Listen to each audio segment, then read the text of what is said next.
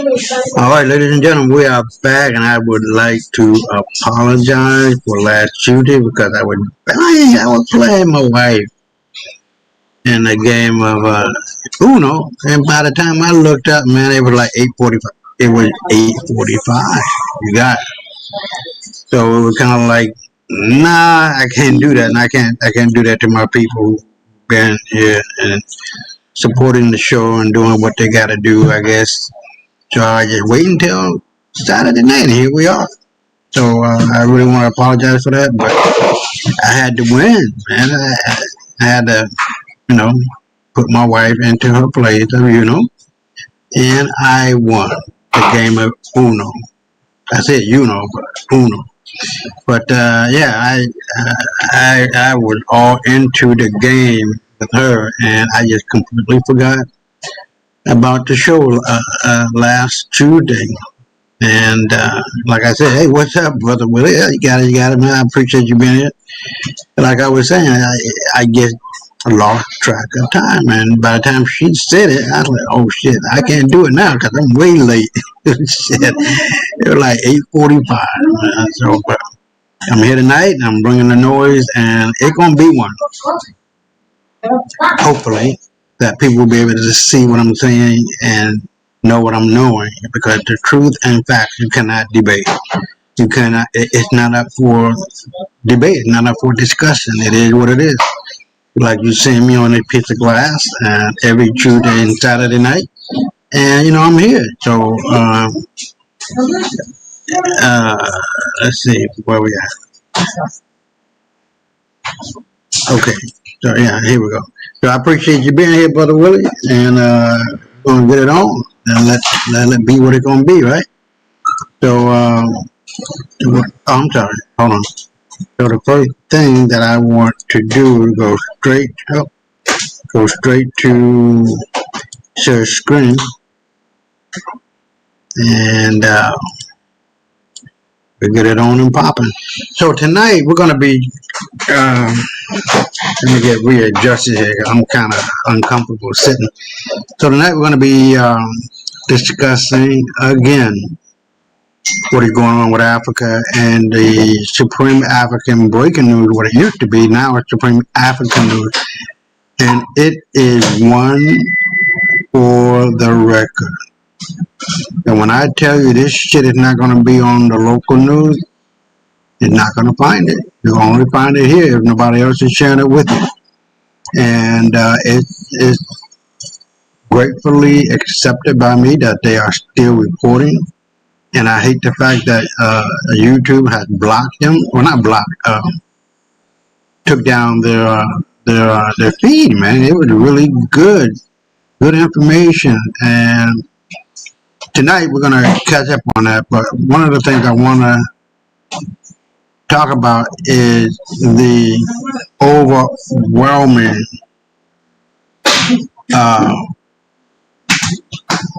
place that black men and a black woman have in American history and world history.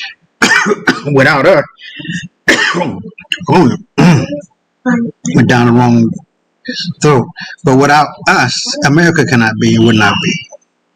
Fuck all white folks and they bullshit and lies and all this, that, and the other. I give no fucks. I'm just gonna be straight up with you. You like it, don't. You like it, you don't. You know what I mean? And it's high time for us to recognize our ancestors and what they did. Now, one of the things that I'm seeing here is that the black fighter pilot, Germany feared more than any other. It goes on and on and on. You take the black man and the black woman out of every war that America been in, or any war that they've been in, you're going to see a downward spiral of that nation's economy, that nation's politics, that nation's everything. Because without us, there's nothing. Without us, or with us, there's everything. And I'm here to tell you, tonight, without going into like 10, 20, 30 videos, I nailed it down to what I thought was a good display of what had occurred. Kayate, and what has occurred, and and who was behind it. Black people, man. Our wealth kicked off Britain's wealth. And, like I said many times before, man, it's like when we are united, we are blessed. That's the blessing. But when we began to fight and cuss and holler and scream and attack our brother, our sister, that's it. I guarantee that it'll fall apart until we get it back together. And this is what you're going to be seeing every Tuesday and Thursday. Tuesdays night and Saturday night at 8 p.m. I'm going to be revealing more and more and more of our history that ties into what we've been saying all along. The black man and the black woman are gods. We are the black universe filtered down in human form. Period. There's something in that melanin that the world knows and the world needs to bring its fullest power to the table of all humanity. And you know what? I found out too that and what's the guy's name? Shit. I almost wanted to say Jerry Falwell, but it's not him. It's the other white boy, big time evangelist. If anybody knows, please put it in the comments. Billy, yeah, what the fuck is his name? Damn, it's not Jerry Falwell. Hold on, let me bring this up. Big time Christian man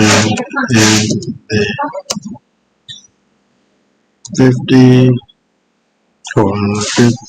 the 50s and 60s.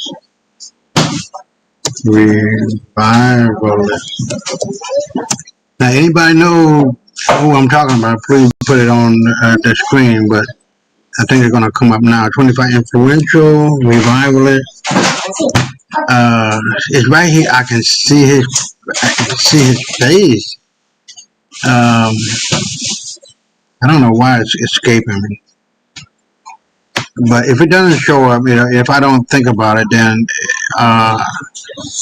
I will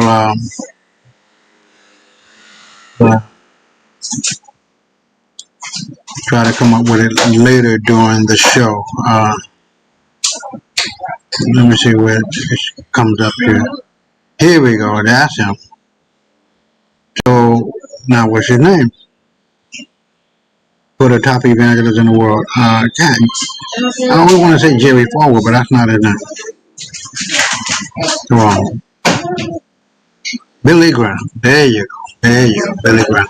Now, what Billy Graham did that makes him not a good white boy. You know what I mean? Fuck all that shit. But he told the truth. Now, the thing is, I can't fault him for that and doing what he did. And Billy Graham on black people to be the chosen. So I'm not going to play it. Here we go. Black people are the chosen one, the untold truth hidden in the Bible. So it's 32 minutes long. So I'm not going to play it, but I'm going to put it in the comments so that people who want to hear it, they can hear it and see it, and then we'll be done with that one. But he's telling you that the real Jews have always been black, and the real Jews have always been black, and the real Jews have always been black. You've been dumbfounded, you've been tricked, you've been put through through the lie mill into believing in things that don't matter. So hold on. Okay, I don't want to make any mistakes here. So what am I trying to do? So yeah. So okay. So I can get rid of this. Now, one of the things that you got to realize is that the transatlantic slave trade under that name didn't happen. What happened, I explained in previous videos, but I'm going to get into it a little bit here, is that those African people were the ones who were transported from Spain, from Portugal, from the Middle East, all the way over into the west coast of Africa, better known as Negro land. Now, the word Negro is nothing bad. It's what our ancestors of Portugal called themselves and took on as a last name. And the chief rabbi in the Negro village took upon that name, and it stuck. And so when you look at the first people that came over to the Americans, 1619, 20 odd Negroes, that is an indication of who they were. They were Portuguese Jews. And the Spanish Inquisition was renamed the transatlantic slave trade.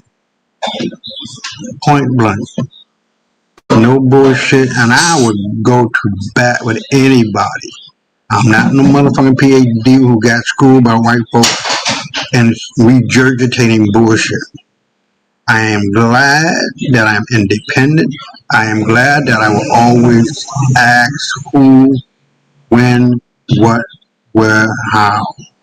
That's the true earmark of a true scholar. Now, I'm not a scholar. I don't look to be known as a scholar. I look to be known as a simple man who understands that the avalanche of lies that we have been buried under, we need to get up out of that and turn our attention back to our ancestors because they are waiting for us to be blessed by them. That's it. And I can tell you, I had $10,000, that's still on the motherfucking table. For anybody who can come to me and say, I'll debate you, you ain't gonna be debating me. Because what I would be talking about are facts. You don't debate facts, motherfucker. Back the fuck up, sit the fuck down, and let me grab your hand and I'll take you to school. Don't do that bullshit with me because I'm not gonna tolerate it and I'm not gonna have it. You're gonna learn something today. You know what I mean? So, with that being said, Billy Graham is telling the truth, and look at that video. He's telling the truth about who you are, and it's just, I mean, you know what? And as a matter of fact, there are black folks who are now awakening in America. The bones are coming together as it was written in the Valley of Dry Bones. And is that Ezekiel? Right? Is that Ezekiel? I think so. So, I just want to make sure that I will always be open-minded, questioning my own self, my own abilities, and I'm finding out there's some things that I touched on and talked about that I could have gone further, but I didn't know. So now I can go further. The reason being that, and we're going to talk about this in one of the videos, the reason being that white folk got to be where they are because we gave up our wealth to them. The Jagaseth and the Richard family of India, and you know India are just plain old niggas. There was one rich family wanted to undo or overtake the other rich Indian family, and he did, and they lost everything, and then he ended up losing everything. And this is why the British Empire exploded onto the scene. Now, as you can see, and like I've always said, white folks will always run shit into the ground because they don't know what the fuck they doing. So, with that being said, I don't want to hold up what I'm doing tonight. So we're going to go straight into the video, and we're going to cover this sister who was devastatingly important in the winning of World War II. I'll be right back. Join us on Patreon and become part of our journey to uncover history's untold stories. Your support helps us create in-depth content, bring hidden narratives to life, and keep history alive for everyone. The world remembers Alan Turing, the British mathematician whose genius unlocked the secrets of the German Enigma machine, saving millions of lives and shortening World War II. His story has been immortalized in books, documentaries, and films, hailed as the triumph of logic over tyranny. Yet, buried beneath the layers of war history and racial bias lies another story, one that history nearly erased. It is the story of a brilliant African-American mathematician and cryptanalyst whose work was vital to America's code-breaking efforts during World War II. Her name was Euphemia Lofton Haynes, and through her pioneering mathematical mind and the quiet perseverance that defied segregation, she contributed to the invisible war fought not with guns, but with numbers and logic. The tale of Euphemia Haynes is not merely a biography. It is a testament to how many black intellects were systematically obscured from history. Her story reflects both the brilliance and the burden of black excellence in an era when intelligence alone was not enough to guarantee recognition. While her contributions in mathematics and education were profound, few realize how her work intersected with wartime cryptology, how she helped lay the foundations for America's wartime mathematical intelligence operations that would break enemy codes and shift the tide of history. In the 1930s and 1940s, as Europe plunged into conflict, the United States was rapidly building its own code-breaking programs. Cryptography, the art of writing and solving codes, was a discipline dominated by mathematicians. The U.S. Army Signal Intelligence Service, SIS, later known as the NSA, began recruiting top mathematical minds from across the country. But because of segregation, many of America's brightest black scholars were excluded from these prestigious posts. Yet quietly, some were called upon through segregated wartime programs to aid in the mathematical and analytical work that powered the cryptologic war. Euphemia Lofton Haynes was not just the first African-American woman to earn a PhD in mathematics. She was a scholar whose career bridged education, statistics, and logic, the very pillars of cryptanalysis. Born in 1890 in Washington, D.C., to a prosperous black family, Euphemia grew up in a time when Jim Crow laws sought to confine black excellence to invisibility. Her father, William Lofton, was a successful dentist and entrepreneur. Her mother, Lavinia, ran a hair salon catering to Washington's elite. This environment gave her access to education rare for African Americans of her time. She attended Minor Normal School, where she trained as a teacher and later earned her undergraduate degree from Smith College in 1914. But it was her fascination with numbers that guided her life's work. After teaching mathematics in Washington's segregated public schools for years, she went on to earn her master's degree from the University of Chicago and later completed her PhD at the Catholic University of America in 1943. Her dissertation, Determination of Sets of Independent Conditions Characterizing Certain Special Cases of Symmetric Correspondences, might sound abstract, but it delved into mathematical structures that mirrored the kind of analytical frameworks used in code breaking, patterns, symmetries, and relational logic. During the height of World War II, as the U.S. ramped up its military intelligence programs, Washington, D.C. became a hub of mathematical and cryptographic activity. The federal government recruited heavily from local universities, including those with strong mathematical departments such as Howard University, where Haynes was an influential figure. Records from wartime cryptologic programs show that Howard's mathematics faculty, including several of Haynes's colleagues and students, were consulted or directly employed by government code officers such as the Signal Intelligence Service. Haynes herself, through her statistical and analytical expertise, participated in wartime mathematical consulting in D.C., providing insights into mathematical modeling and training programs that would later influence cryptologic work. This was not unusual.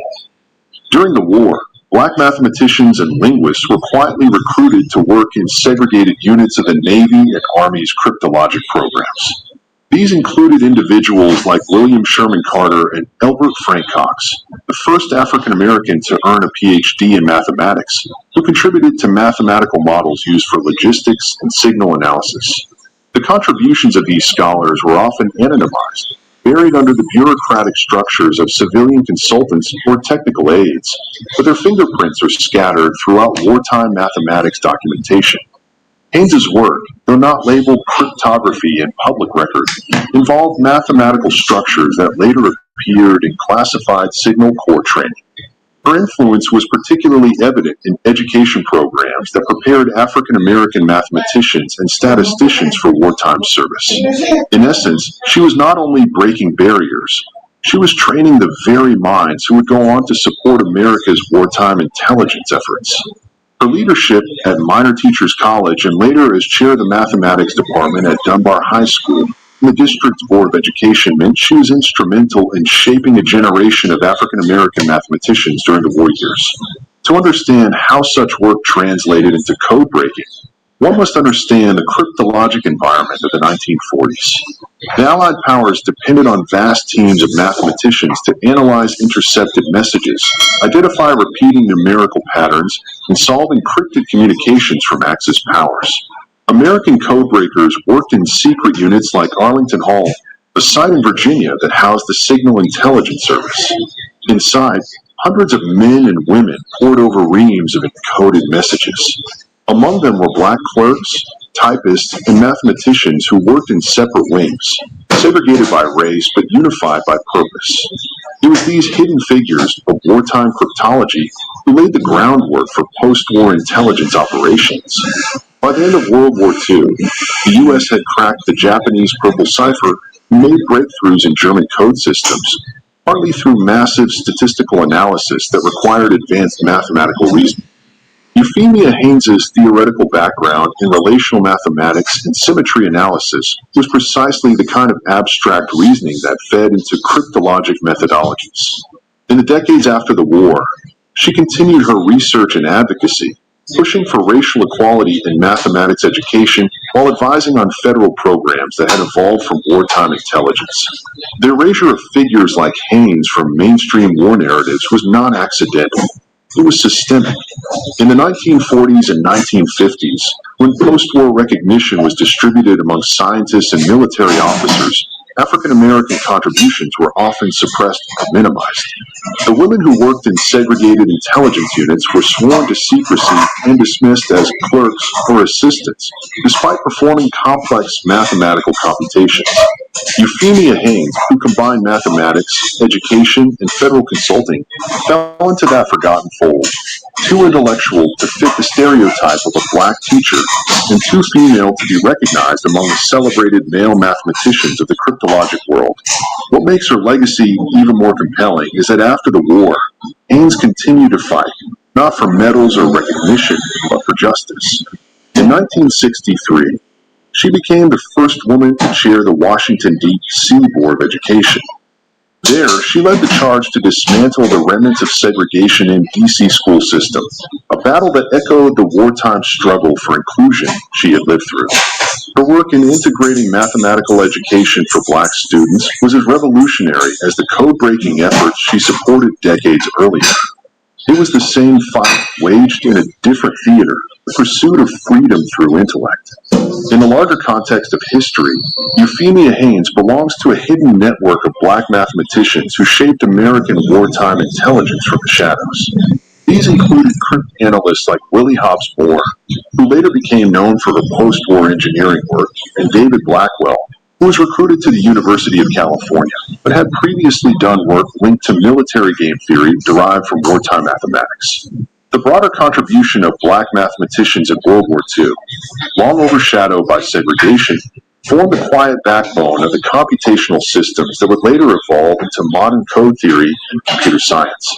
Euphemia Haynes' life illuminates a truth that extends beyond her individual achievements, that history, when told through the narrow lens of race and recognition, reveals the hidden architectures of human progress. She never sought fame. Her reward was in the precision of equations, the logic of systems, and the empowerment of her students. Yet through her mathematical training and her influence in Washington's wartime education networks, she became a silent participant in the great code-breaking machine that helped defeat fascism. Today, as historians continue to unearth the roles of black mathematicians and scientists in wartime America, The outlines of Haynes's contribution grow clearer. Her papers, housed at Catholic University and in the D.C. archives, reveal correspondence with wartime agencies about statistical and mathematical programs, suggesting her advisory role in federal projects. She was part of a movement of mathematicians who bridged academia and intelligence, a movement that included black scholars whose names have yet to be fully recognized. The forgotten story of Euphemia Lofton stands as a quiet rebellion against erasure. She proved that intelligence has no color, and that patriotism Fuck is if it not don't, it has a lot to do with it. Her life embodies the intellectual courage of an era when African Americans fought two wars at once, one abroad against tyranny, and another at home against the barriers of prejudice. While Alan Turing is rightly remembered for cracking the enigma, his time the world also remembers those who worked in parallel. People like Haynes, whose mathematical contributions were buried under layers of discrimination and secrecy. Their genius formed the unseen scaffolding of victory, their equations echoing through the walls of Arlington Hall, Bletchley Park, and every silent room where a code was finally broken. Euphemia Lofton Haynes may not have worn a uniform, but her mind was her weapon, her numbers her ammunition. She fought with logic, with precision, and with unshakable dignity. In doing so, she became one of the forgotten architects of freedom, a black mathematician whose brilliance helped decode the world's most dangerous secrets, and whose story deserves to be remembered not as a footnote, but as a foundation. Wow. Now, let me get out of here. That is something that is astounding. And it bespeaks of the dedication that black folks have to excellence. You see, white folks love to lie, scheme, and connive. I'm just now finding out that Crick, who was one of the supposed to be created of the DNA molecule, that shit been on. There's nothing new under the sun. Black folks been knowing that. You know what I mean? And it was a black woman who created the DNA molecule. It wasn't Crick and whatever the fuck the other guy's name was. It wasn't them. They're always stealing white boys. You see, I call them white boys because they're not men.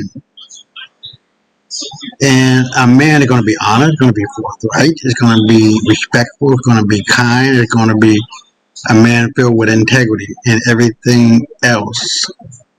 That's a fucking man.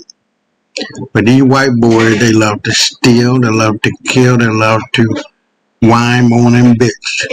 And that's all they do. And you are seeing that, and you're going to see that throughout the video. And the next video deals with how one Indian moneylender built the British Empire. It wasn't them. It was always some fucking nigga. Now, and he fucks up. It is estimated to be that Britain stole from India $40 trillion. I'll be right back. Imagine an empire so rich, its gold could bankroll Europe for generations, and a single banking family so powerful, they could build or break that empire overnight. In the 1700s, India wasn't as TI merely a land of kings and palaces. It was the heart of a financial machine that even emperors bowed to. At the center of it all stood one name whispered across courts and battlefields alike: Jagat Seth, banker of the He was world. darker than that, you guys. They weren't just wealthy Don't believe what merchants. you're saying. They were the shadow behind the throne, holding more silver, gold, and credit than the mighty British East India Company itself. Every war, every ruler, every rebellion in Bengal moved through their ledgers, and with a single stroke of their pen, they could decide who rose to power and who lost everything. But how did a handful of Indian bankers become the invisible hand behind both the fall of the Mughals and the rise of the British? This is the untold story of the men who financed empires, and without realizing it, handed India to Britain. In the early 1700s, under the last Mughal rulers, Bengal wasn't chaos, it was cash flow. Its fertile plains produced more revenue than the entire British Isles combined. But unlike Europe, where kings relied on taxes and conquests, India had something far more sophisticated. Merchant bankers, private financiers who could move money across continents faster than any royal treasury. And at the Now, do you hear that? Merchant banker. This is where they get the idea from. Investors. This is where they get the idea from. Black folk. center of this network stood one dynasty, the Jagat Seths, literally bankers of the world. They weren't a single man, but a powerful Mawari family who transformed Bengal's booming trade into a private financial empire. They exchanged currencies, lent fortunes to princes, and even issued their own bills of credit, centuries before central banks or the IMF existed. Picture them as a fusion of JP Morgan, Goldman Sachs, and a national treasury, rolled into one. They financed armies, stabilized trade routes from Delhi to Dhaka, and even underwrote royal wars. When a Mughal prince needed to pay his soldiers or buy loyalty in court, he didn't go to the emperor, he went to the Seth vaults. But here's the danger of private money. Once it starts speaking louder than emperors, politics begins to obey finance. By the 1730s, the Mughal Empire had grown weak. Bengal's Nawabs ruled like kings in their own right, while the Jagat Seths had quietly become the real power behind the throne. They had financed the empire's rise, and were about to fund its collapse. So how did a family of bookkeepers become kingmakers of an empire? The answer lies in one battle and one betrayal that changed the course of Indian history forever. By 1757, in the glittering capital of Murshidabad, a silent conspiracy was taking shape. The British East India Company, led by a young ambitious soldier named Robert Clive, was no longer satisfied with trade. They wanted control, land, taxes, and political power. But there was one problem. The company didn't have the money or influence to topple Bengal's ruler, Siraj-ud-Dowlah. The Jagat Seths, however, did. They had grown weary of Siraj's impulsive rule, his erratic spending, his disregard for the merchants who kept Bengal's wealth flowing. To the Seths, British rule looked not like an invasion, but an opportunity. And there it A is. future built on order, profit, That and was the trick. partnership. And so, in secret, they struck a deal with Clive. The Seths would quietly finance the company's army, paying soldiers, securing supplies, and greasing the right palms. In return, after victory, they would gain control over Bengal's treasury. What followed was not a war, but a transaction. The Battle of Plassey lasted barely a few hours. The British didn't win through might. They won through money. Ahora entiendo por qué esta boquilla de presión ha estado en tendencia en línea. Esto es increíble. Este nuevo acelerador de presión, por menos de $50, aprovecha la fuerza de limpieza de un sistema de potencia hidráulica y su éxito sin precedentes está dejando... And manipulation. The Nawab's generals, already bribed with Seth gold, stood still on the battlefield. Siraj's forces melted away. By nightfall, Siraj-ud-Dowlah was captured and executed. The British East India Company took command of Bengal, and the Jagat Seths, the very men who funded the coup, believed they had secured their influence for generations. But they had underestimated their new partners. The British had learned something far more valuable than gold. Money can conquer faster than war. Within a few short years, the East India Company turned on the same financiers who had made their rise possible. Using Bengal's wealth as their war chest, they expanded their empire, while the Jagat Seths faded into the shadows. The very bankers who once financed the fall of the Mughals had just bankrolled their own downfall. So how much wealth did the British actually take, and what became of the Indian banking empire that once ruled Asia's trade? When Bengal fell, everything changed overnight. The East India Company didn't just seize territory, it seized the right to collect taxes, known as the Diwani. In a single stroke, a trading corporation became the ruler of one of the richest regions on earth. But there was one problem. The British didn't understand how India's intricate credit networks worked. They didn't have the trust, the reach, or the local intelligence. So they did what all empires do. They absorbed the system they couldn't replace. The Jagat Seths, once the independent masters of Indian finance, were now reduced to lenders under British supervision. In modern terms, This was the first hostile corporate takeover in Indian history. Before 1757, Bengal's wealth had stayed within India, circulating through its cities and villages, funding artisans, industries, and temples. After 1757, that same money began to flow in only one direction, toward London. This was the beginning of what the economist Dadabhai Nauroji would later call the drain of wealth. Over the next 100 years, from 1757 to 1857, Britain extracted the equivalent of 45 trillion in today's value from India. It was wealth that built factories in Manchester, funded the Royal Navy, and fueled Britain's global dominance, all drawn from the revenues of Bengal.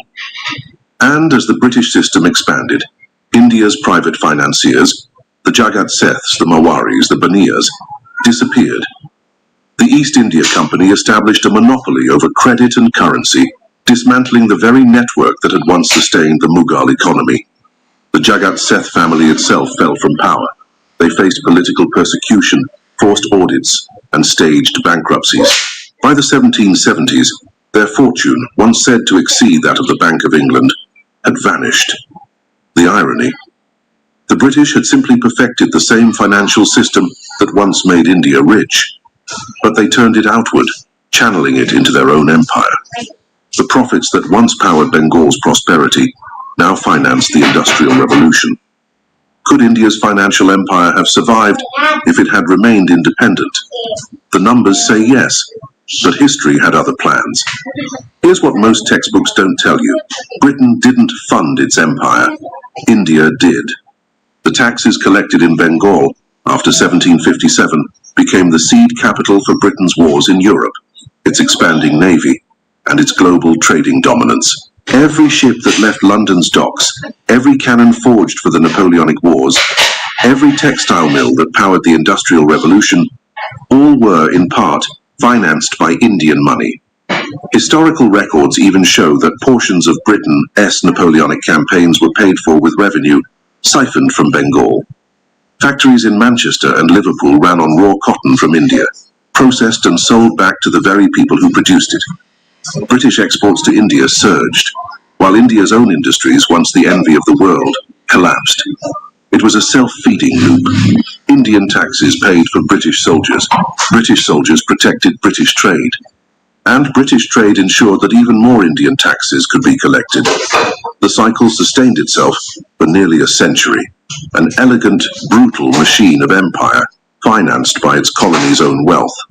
The Jagat Seth's legacy lived on, not in their name, but in the system they created. Their decentralized network of credit and trust became the very blueprint of colonial finance. The same structure that once built Bengal's prosperity now powered London's empire. And the greatest irony of all, Britain's celebrated financial revolution, its banking, its credit systems, its accounting methods, was perfected in India long before it ever reached Europe. So what happens when the flow of money, the lifeblood of an empire, finally runs dry? When India's wealth stopped streaming into London's banks, the British Empire began to crack from within. By the mid-1800s, the East India Company, once the world's most powerful corporation, had collapsed under its own corruption and greed. The British Crown took direct control of India, but the financial engine that had fueled their rise was already slowing. Without India's endless trade surpluses, the British economy stagnated. The costs of empire, the wars, the railways, the administration began to exceed the profits. The same cycle that started when the Jagat Seths bankrolled one rebellion had come full circle. Once again, money, not armies, decided the fate of an empire. And by 1947, when Britain finally left India, the empire that once ruled half the world was buried under its own debts, more than 200% of its GDP. It was the same trap that had destroyed the Mughals 2 centuries earlier, spending power they no longer truly controlled. Empires fall when they forget who holds the money. For the Mughals, it was the Jagat Seths. For the British, it was the bond markets, and eventually the US dollar. So what's the lesson? History doesn't just repeat, it compounds. The saga of the Jagat Seths isn't merely about one family's fortune or You see the dark complexion of these people? They were black. I rest my case. It's a mirror held up to every empire that believes military might can outlast financial reality. Because if history has proven anything, it's that no empire, no matter how powerful, survives when the money runs out. If this video gave you some value, then don't forget hit like, subscribe. When that money run out, baby, that's it. And you can see that this is happening in the present moment. France is way over the debt. They have more debt than money coming in. I think it's like 130% of the GDP. America basically the same. I think don't quote me on it, but I think it's not well over 100%. But hold on, the debt. Hold on, let me get this right.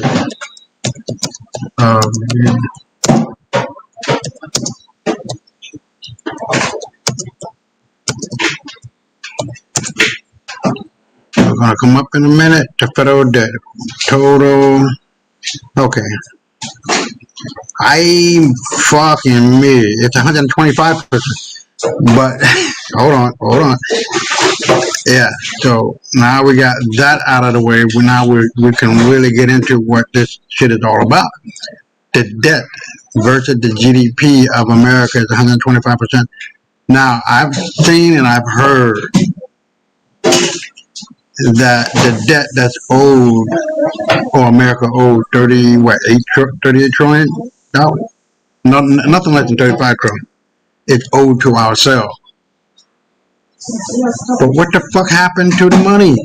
We know for a fact that the so-called plane hit the Pentagon, and all of a sudden, magically, $25 trillion came up missing and was never found. Okay. And that's one. And then you have the Twin Towers falling, and people made money off of that. White boy made money off of that. That's number two. And number three, America is full of shit. Now you can look at the company that are on the New York Stock Exchange, American Stock Exchange, over the counter. One in particular, what is it? Apple has a global value of, if I'm not mistaken, a global value of $3 trillion. That's Apple. And then you got what's the other company name? Amazon. It has $2.5 trillion in value. So there's a I don't want to call it a check and balance, but there's some leeway into what we're going into, and not to get into it too deeply, is the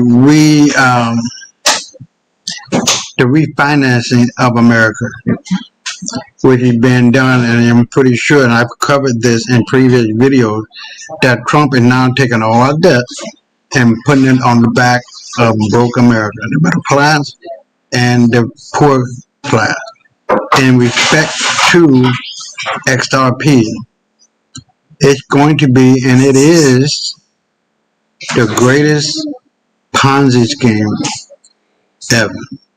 If you thought that, what's that white boy name, who cheated tens of billions of dollars and people committed suicide? Oh shit. Hold on.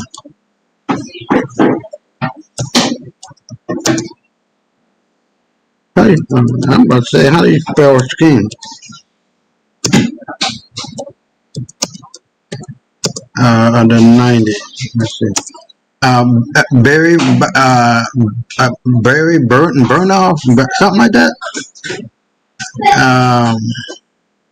Yeah, Bernie Madoff. Okay, so now we got that out of the way. It was Bernie Madoff. It'll make him look like a kindergarten kid. We're talking $35 trillion. He only did about, what, 65 billion? And it's legal. Trump is getting away with this shit. And he's making billions off of the motherfucker. You understand what I'm saying? So now we're going to go on. We're going to look at the greatest wealth stealers in American history, family who created their wealth from being drug dealers. Now, if you remember the Opium War I and Opium War II in China, millions, I don't know if it's tens of millions, but millions, nothing less than 5 million people died through overdose of opium. And the white boy was right there, getting in, getting on his money. And they didn't give a fuck about no goddamn, excuse my French, chink dying. They didn't. So now you can see why China is getting even. They got drugs coming up into America too. And they're getting even again with the white boy and his whole ass wife. Hold on. And kids. They don't give a fuck. Did they give a fuck back then? Let's find out. Yale, Harvard. You know these names. What you don't know, they all got rich the exact same way. Flooding China with opium. Thousands of tons. Millions addicted. 400% profit. And then they spent 200 years making sure you'd never find out. Until now, Franklin Delano Roosevelt, the president on Mount Rushmore, the man who saved America from the Great Depression. His family fortune came from selling drugs, hard drugs, opium, millions of addicts, millions dead.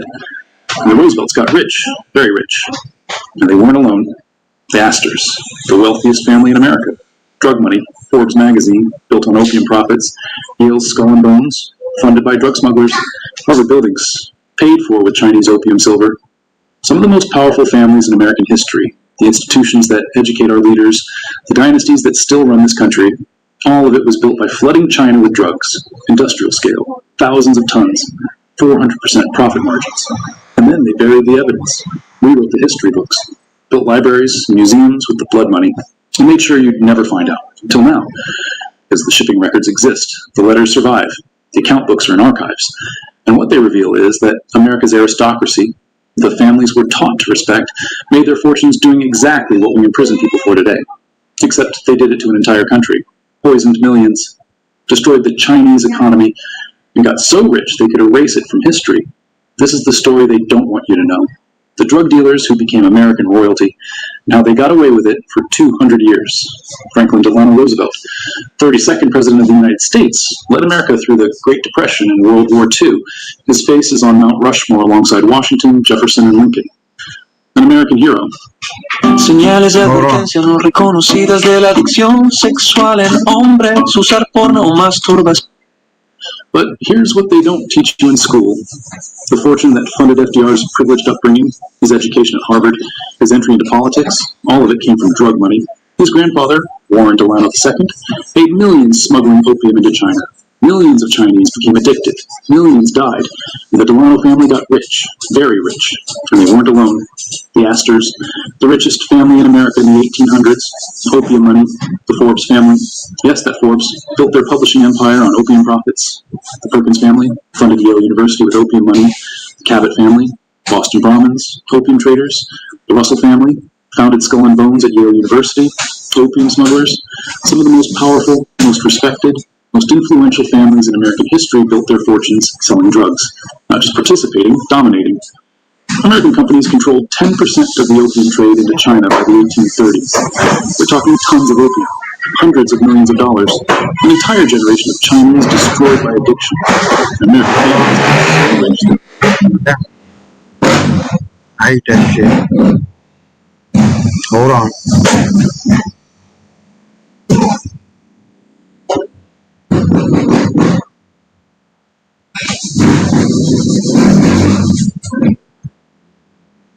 Okay, let me go back a little bit. Family founded Skull and Bones at Yale University. Opium smugglers. Some of the most powerful, most respected, most influential families in American history built their fortunes selling drugs, not just participating, dominating. American companies controlled 10% of the opium trade into China by the 1830s. We're talking tons of opium, hundreds of millions of dollars, an entire generation of Chinese destroyed by addiction. American families got so rich they founded universities, museums, and political dynasties that still run the country today. This is the story no one tells. How America's elite families made their fortunes in the opium trade. How they whitewashed that history. And how the same families that got rich selling drugs then spent a century criminalizing drugs for everyone else. The hypocrisy is staggering, and the proof is undeniable. Before we go through the families, you need to understand what the opium trade actually was, not the sanitized museum version. The reality. In the early 1800s, Britain had a problem. They were buying massive amounts of tea, silk, and porcelain from China, but China didn't want anything Britain produced. So Britain was paying in silver, draining their reserves. They needed something to sell to China, something Chinese people would buy in massive quantities. They found it. Opium. Grown in British-controlled India, refined into smokable form and smuggled into China where it was illegal. The Chinese government had banned opium. They knew it was poison, but British and American traders didn't care. The profit margins were 400, 500%. You could buy opium in India for $100, smuggle it into China, and sell it for $500, $600. Risk was high. Chinese authorities would execute smugglers if caught. The profits were worth it, and American families wanted in. Because American ships were faster than British ships. Clipper ships, built for speed.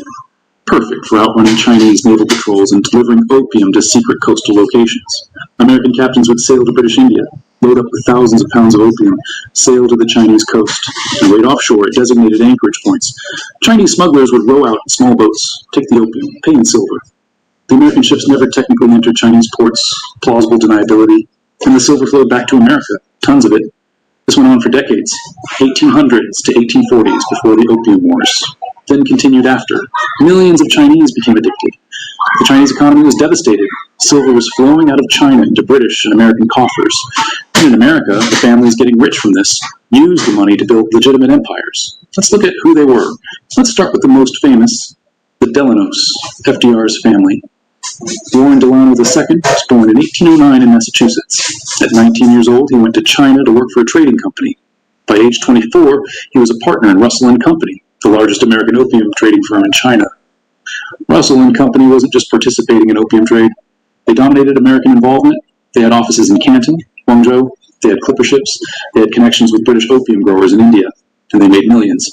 Warren Delano ran the operation from 1833 to 1846, 13 years of opium smuggling. He returned to America a very wealthy man. How wealthy? Rich enough to build a 40-room mansion in Newburgh, New York. Rich enough to send his children to the best schools. Rich enough that when he lost money in the Panic of 1857, he could go back to China, make another fortune in opium, and return even wealthier. His daughter, Sarah Delano, married James Roosevelt. Their son was Franklin Delano.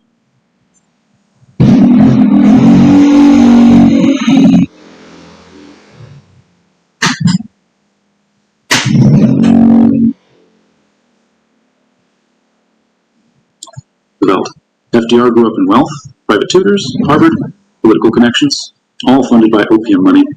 Here's the kicker.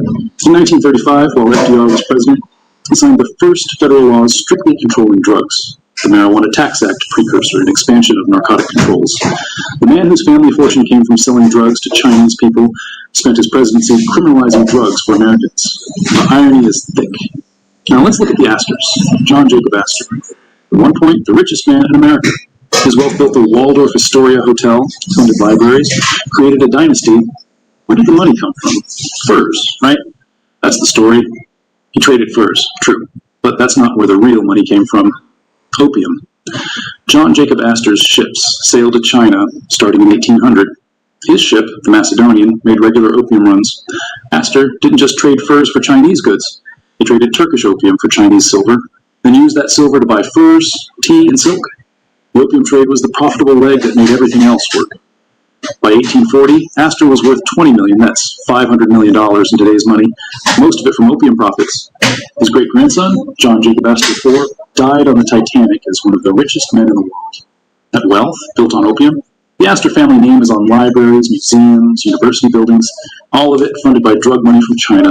The Forbes family, yes, that Forbes. Malcolm Forbes, the magazine publisher billionaire, his family fortune started in China. The Forbes family of Boston sent ships to China in the early 1800s. Robert Bennett Forbes and his brother John Murray Forbes were major opium traders. They worked with Russell & Company, the same firm Warren Delano worked for. Robert Forbes captained clipper ships that carried opium. John Forbes invested the profits into railroads and became one of the wealthiest men in Boston. Their descendants used that wealth to start Forbes magazine. The family became American aristocracy, and it all started with opium. John Murray Forbes is celebrated in Boston as a great businessman and philanthropist. There are statues of him, buildings named after him. No one mentions the opium. It's been scrubbed from the official history. Perkins family, Thomas Handisett Perkins. T.H. Perkins, as he was known in Boston. One of the wealthiest men in New England in the 1800s. Funded hospitals, asylums, schools. How did he make his money? Opium. Perkins was a founding partner of Perkins and Company, which later merged with Russell and Company. He ran opium from Turkey and India into China for decades, made millions. Then retired to Boston and became a respected philanthropist. Yale University's Perkins Fellowship, named after the family, funded by opium money. The Perkins School for the Blind in Boston, opium money. Thomas Perkins is remembered as a great man. The opium part is a footnote, if mentioned at all. The Russell family. Samuel Russell founded Russell and Company in 1823. It became the dominant American opium trading firm in China. Russell made an enormous fortune, retired to Connecticut, and in 1832, his cousin William Huntington Russell co-founded Skull and Bones at Yale University. Skull and Bones, the secret society that has produced presidents, Supreme Court justices, CIA directors, George H.W. Bush, George W. Bush, John Kerry, all bonesmen. The Russell family fortune that helped establish Yale's most powerful secret society came from opium.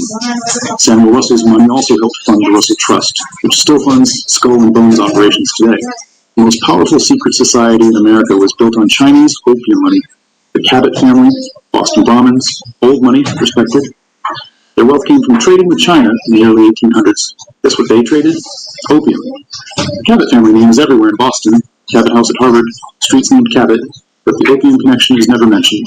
The Lowe family, Abiel Abbott Lowe, another prominent opium trader, ran clipper ships to China, made millions.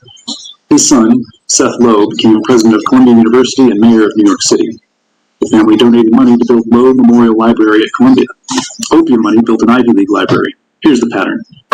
American families go to China in the early 1800s. They work for opium trading firms or start their own. They make enormous fortunes smuggling opium. They return to America. They invest in railroads, real estate, and legitimate businesses. They become respectable. They fund universities, museums, libraries, and hospitals. They erase the opium connection from their family histories. Their descendants become American aristocracy, and no one talks about where the money came from. This wasn't small scale. By the 1830s, American firms controlled about 10% of the opium flowing into China. British firms controlled most of the rest, but Americans were significant players. Russell and Company alone shipped thousands of chests of opium annually. Each chest contained about 140 pounds, thousands of pounds of opium. Year after year.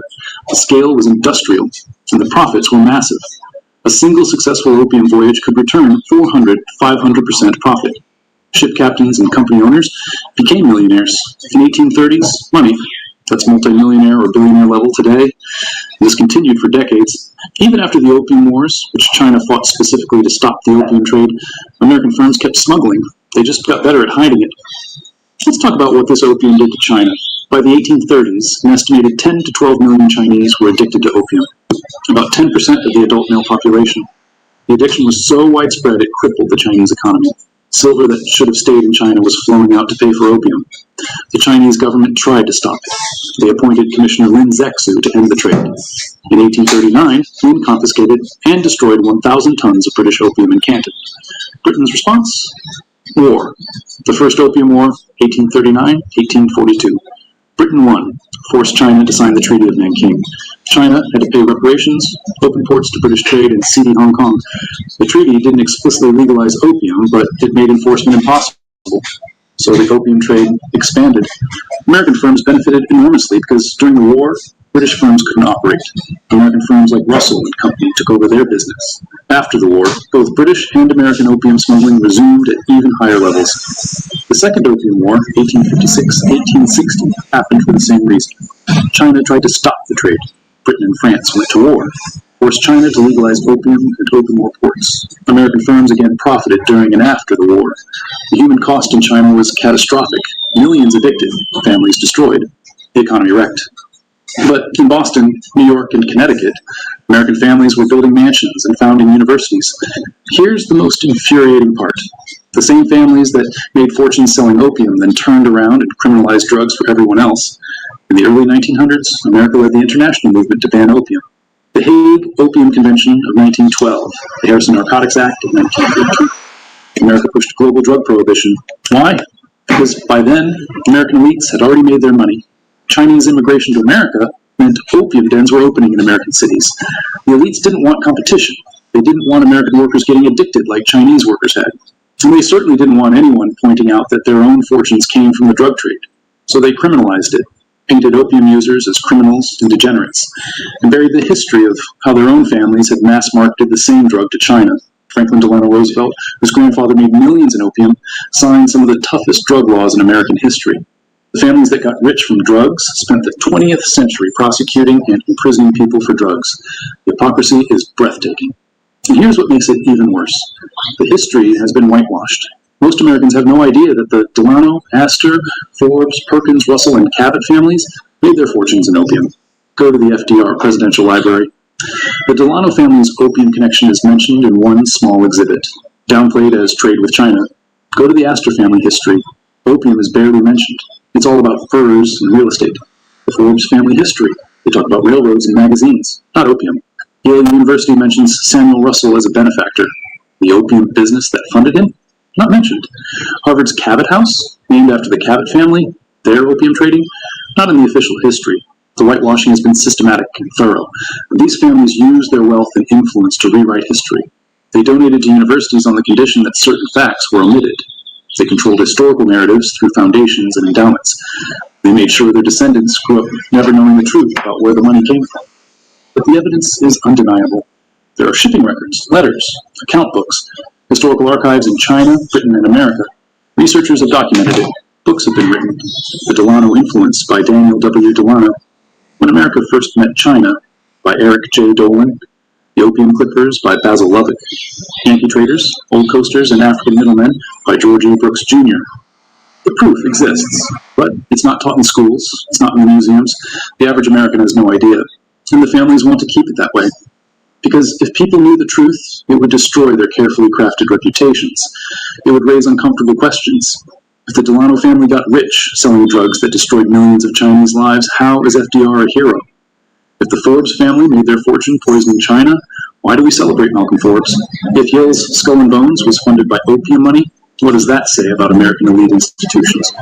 Cognitive dissonance would be too much, so the truth stays buried. Here's the comparison they don't want you to make. In the 1980s and 1990s, the CIA was implicated in allowing cocaine to flow into American inner cities to fund Contra rebels in Nicaragua. The crack epidemic destroyed black communities. When that story broke, there was outrage, investigations, admissions. Gary Webb, the journalist who exposed it, was destroyed professionally, but the story was out. People understood that the government had allowed drugs to devastate communities for political gain. Now apply that same logic to the 1800s. American families deliberately flooded China with opium for profit. Millions of Chinese lives destroyed. The Chinese economy crippled. And those families used the profits to build American institutions that still exist today. Where's the outrage? Where's the reckoning? Where's the accountability? There isn't any. Because the families that did it became so rich and powerful they could rewrite history. They could make sure their crimes were forgotten. They could ensure their descendants lived in luxury, never confronting what their ancestors did. Let's be clear about the scale. Conservative estimates suggest that American firms made 50 or 100 million from the China opium trade between 1800 and 1860. That's 50 to 100 million in 1800s money. Adjusted for inflation, that's 1.5 to $3 billion in today's dollars. And that's just the profits. The total value of the opium moved was many times higher. This wasn't small-time smuggling. This was industrial-scale drug trafficking. Ships, warehouses, agents, bribes, a full logistical operation. The American firms involved employed thousands of people, Chinese middlemen, ship crews, Canton-based factors, Boston-based investors. It was a massive, organized criminal enterprise. Except it wasn't considered criminal in America. It was business. The men who ran it were celebrated as successful merchants and captains of industry. Here's the modern equivalent to understand the scale. Imagine if a group of American billionaires today were caught running a cartel that flooded Mexico with fentanyl. Millions of Mexicans addicted, hundreds of thousands dead. And these billionaires used the profits to endow Harvard, fund political campaigns, and build museums. Then, 150 years later, their descendants are presidents, senators, and university chancellors. And no one talks about where the original money came from. That's what happened with the opium families. except we're the descendants living in the world they built. And we're not supposed to ask questions. The Chinese, remember. In China, the opium wars are a core part of national life. They call it.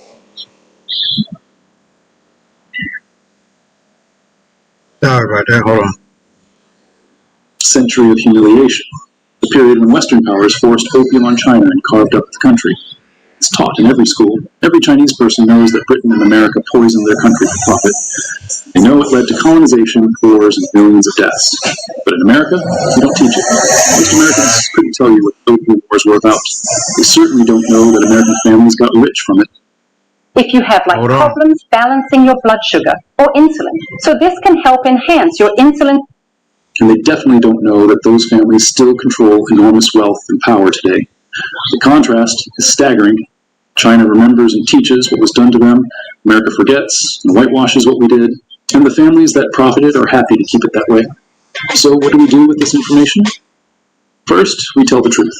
The Delano, Astor, Forbes, Perkins, Russell, Cabot, and Lowe families made their fortunes selling opium to China. Millions of Chinese were addicted, died. The Chinese economy was devastated. And American families got rich enough to found dynasties. Second, we acknowledge that hypocrisy. The same families that made fortunes from drugs, then criminalized drugs for everyone else, they used their wealth to push prohibition while hiding their own drug trafficking history. Third, we question the institutions built with that money. Yale, Harvard, Columbia, museums, hospitals, foundations, all of them funded, at least in part, by opium money. Should they acknowledge that? Should there be reparations? Should the families that still benefit be held accountable? These are uncomfortable questions, but they need to be asked. Because right now, these families are still powerful. The Delanos, the Forbes, the Russells, the Cabots, they're still part of America's elite. They still hold wealth and influence that came from Chinese opium money. They've never had to answer for it. Franklin Delano Roosevelt's family made their fortune selling drugs to China. The Astors built their empire on opium. Forbes magazine exists because of opium profits. Skull and Bones was funded by opium money. Harvard, Yale, and Columbia had buildings paid for with opium profits. This isn't conspiracy theory. This is documented history.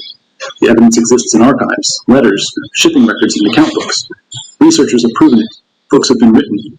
But the average American doesn't know because the story has been buried, whitewashed, erased from the official narrative. The families that benefited don't want you to know because if you knew the truth, you'd realize that some of the most powerful, most respected, most influential families in American history are descended from drug traffickers. And the institutions they built, the universities, the foundations, the political dynasties, were all funded by poisoning millions of Chinese people. The truth is ugly, but it's the truth. And it's time people knew. If this changed how you see American history, subscribe. Because there are more stories like this, more truths that have been buried, more lies that need to be exposed. The opium families got away with it for 200 years, but the truth doesn't stay hidden forever, and I'll keep digging it up. Roosevelt. Wow. Wow.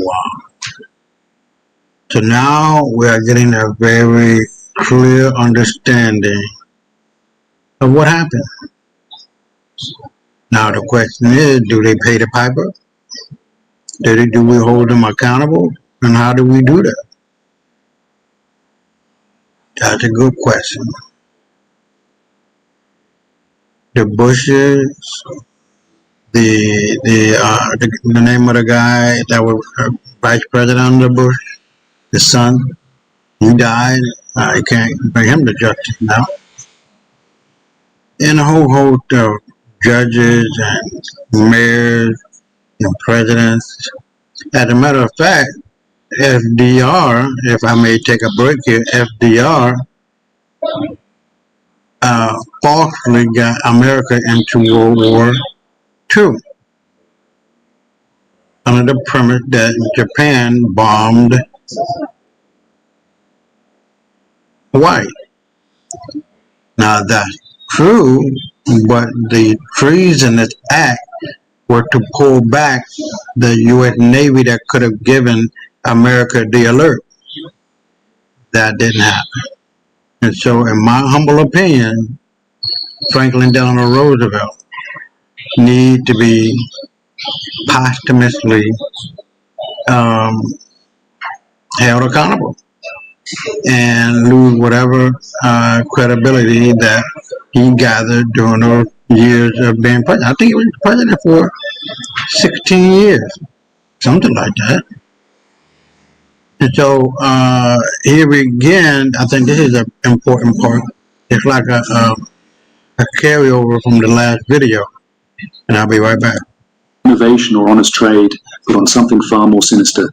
They got rich selling drugs to China, and the profits from that trade didn't just disappear into history. They became the foundation stones of American high society. This isn't ancient history. This is the story of how opium money built universities, funded museums, and established bloodlines that still shape American power today. The men who orchestrated this trade weren't outlaws or criminals in the eyes of their peers. They were pillars of their communities, church-going merchants who saw nothing wrong with flooding an entire civilization with addiction. And when the Chinese government finally said no, these same men helped drag America into wars to keep the drugs flowing.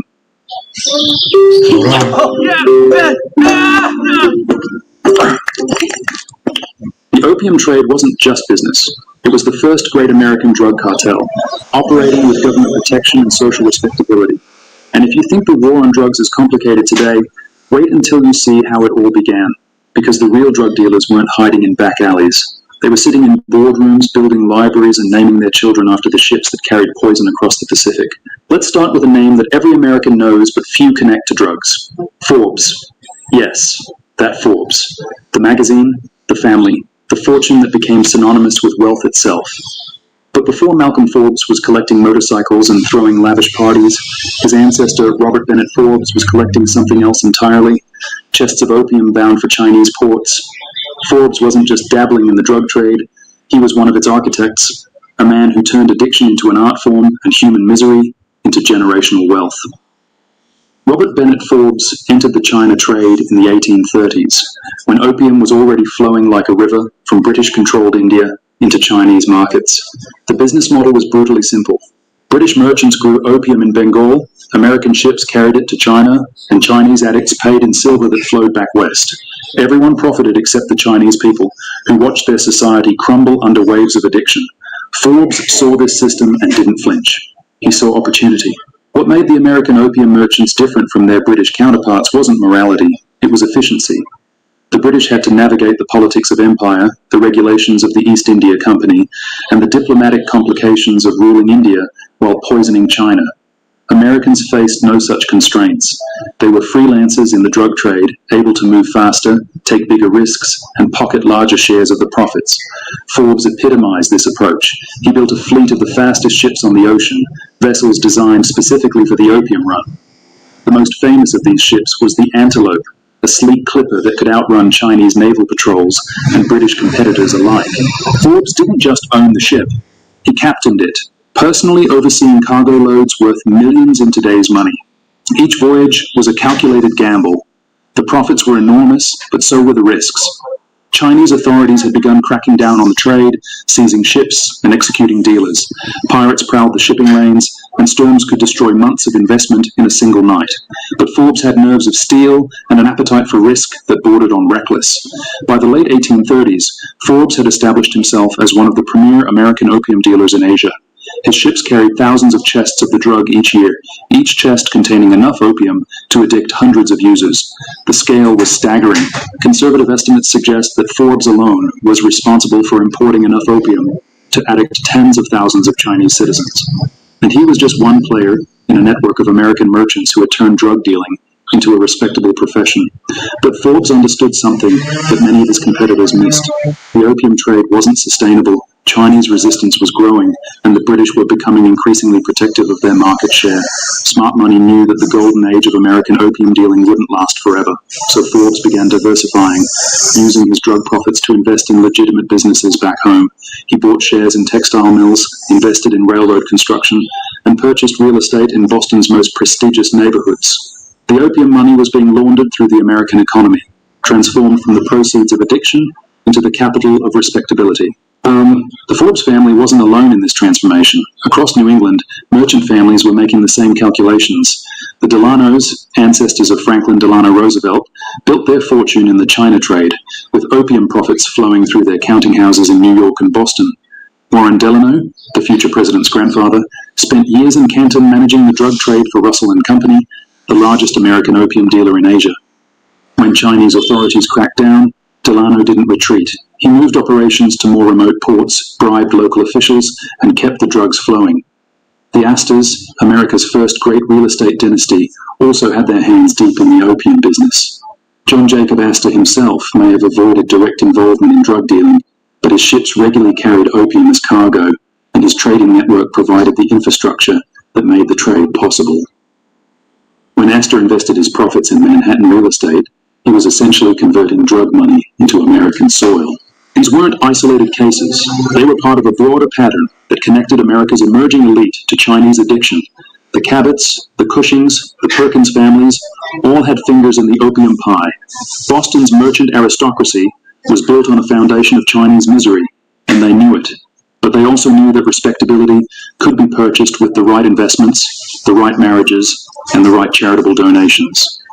The mechanics of the trade were surprisingly sophisticated for the 1830s and 1840s. American merchants didn't just buy opium and sell it in China. They created complex financial networks that spanned 3 continents. Opium was purchased in India with silver earned from Chinese tea and silk exports. The drugs were then transported to China on American ships, sold for more silver, and the profits were invested in Chinese goods bound for American and European markets. It was a circular system that generated wealth at every stage, with American merchants positioned at the most profitable points in the cycle, but the human cost was catastrophic. By the 1830s, China had an estimated 4 million opium addicts, a number that would double over the next decade. Entire regions of the country were economically devastated as workers abandoned their jobs to feed their habits. The Chinese government watched silver drain from their economy to pay for a product that was destroying their society. Local officials who tried to stop the trade were bought off or intimidated. If you've ever Hold on. considered immigrating to Canada, you might have encountered the term express entry. Those who couldn't be corrupted faced smugglers who were better armed and better funded than the Imperial Navy. American merchants like Forbes weren't just passive participants in this destruction. They were active architects of addiction, innovating new ways to get drugs into Chinese hands and profits into American pockets. They developed new smuggling routes, cultivated relationships with corrupt officials, and even created primitive marketing strategies to expand their customer base. The opium trade wasn't just commerce.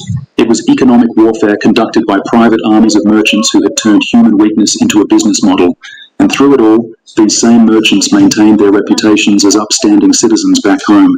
They attended church, donated to charities, and sent their children to the best schools. The contradiction wasn't lost on everyone. Some contemporaries noted the hypocrisy of men who would never touch opium themselves, but had no qualms about selling it to foreigners. But criticism was muted, partly because the profits were so enormous, and partly because China seemed so distant that its suffering felt abstract. This moral blindness would have consequences that stretched far beyond individual fortunes. The wealth generated by the opium trade didn't just enrich a few families, it helped finance America's transformation from a colonial backwater into an industrial power. The capital that flowed from Chinese addiction into American banks, factories, and railroads accelerated the country's economic development in ways that are still being calculated by historians today.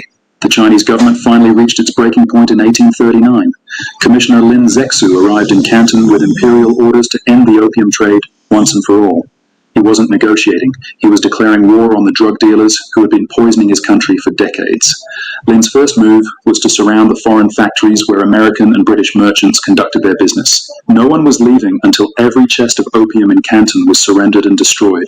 For men like Robert Bennett Forbes, this was the nightmare scenario they had always feared, but never quite believed would happen. The Chinese weren't just seizing a few ships or demanding bribes. They were dismantling the entire system that had made fortunes for a generation of American merchants. Lin Zexu didn't just want the opium that was currently in Canton. He wanted guarantees that no more would ever arrive. He wanted the foreign merchants to sign bonds promising that their ships carried no drugs, with the penalty for violation being death. The American response was swift and telling. Instead of accepting that their drug-dealing days were over, the merchants screamed about free trade and government interference. They painted themselves as victims of Chinese tyranny, conveniently forgetting that they had been systematically addicting millions of people for profit. Forbes and his fellow dealers didn't see themselves as criminals whose racket was being shut down. They saw themselves as legitimate businessmen being robbed by an unreasonable government. But there was a problem with their righteous indignation.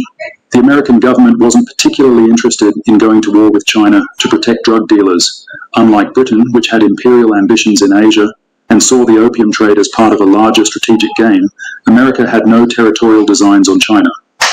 American politicians were happy to let their merchants make money in Asian markets, but they weren't prepared to start shooting wars over it. This created a fascinating dynamic that reveals everything about how the opium fortunes really worked. The British fought the First Opium War from 1839 to 1842, using their navy to force China to accept continued drug imports. American merchants like Forbes couldn't rely on their government to fight their battles, so they had to be more creative. They became smugglers, pirates, and diplomatic manipulators, using every trick they could devise to keep their drug money flowing. Forbes himself became a master of this shadow diplomacy. When the Chinese seized opium stocks in Canton, he worked behind the scenes to ensure that American merchants would be compensated for their losses, even though those losses came from an illegal trade. When the British Navy opened Chinese ports by force, Forbes was among the first Americans to rush back in, setting up new smuggling networks before the ink was dry on the peace treaties. The Treaty of Nanking in 1842 officially ended the First Opium War, but for American drug dealers it was really just the beginning of a new phase. The British had forced China to open 5 ports to foreign trade, pay massive indemnities, and cede Hong Kong to Britain. But the treaty didn't explicitly legalize opium. It just made it much easier to smuggle by creating more ports and weakening Chinese authority. American merchants exploited these new opportunities with ruthless efficiency. They established operations in Shanghai, Ningbo, and other newly opened ports, creating a network of drug distribution that was far more sophisticated than anything that had existed before the war. The profits were staggering. Forbes alone was clearing hundreds of thousands of dollars per year from his opium operations, money that flowed directly into American banks and investment funds. But the most revealing aspect of this period was how quickly the drug money was legitimized. Forbes didn't keep his opium profits in some offshore account or hide his wealth from American society. He flaunted it. He built mansions, funded churches, and established himself as one of Boston's leading citizens. The transformation from drug dealer to philanthropist wasn't gradual or secretive, it was brazen and public. Consider the timeline. In 1840, Forbes was personally supervising opium shipments that were destroying Chinese communities. By 1845, he was hosting dinner parties for Boston's intellectual elite, discussing literature and philosophy with men who would become Harvard professors and government officials. The same hands that had counted drug profits were now signing checks to fund hospitals and schools. The moral compartmentalization was breathtaking. Other American opium merchants followed similar paths. Warren Delano used his drug profits to establish himself as a respectable New York businessman, investing in coal mines and railroads. The Perkins family channeled their addiction money into textile manufacturing and real estate development. The Cushings became patrons of the arts, funding museums and cultural institutions that still bear their names today. This wasn't just individual moral flexibility. It was systematic money laundering on a societal scale. American high society didn't just tolerate former drug dealers, it celebrated them, as long as they invested their profits in respectable American enterprises. The message was clear: it didn't matter how you made your fortune, as long as you spent it in ways that benefited American society. The Chinese, meanwhile, continued to suffer under the weight of addiction that American merchants had helped create and sustain. By the 1850s, opium imports had reached unprecedented levels, with an estimated 12 million Chinese addicts feeding a trade that generated tens of millions of dollars in annual profits for foreign merchants. Entire regions of China were economically devastated, their populations too addicted to work, their silver reserves drained to pay for drugs. American merchants had become expert at exploiting this misery.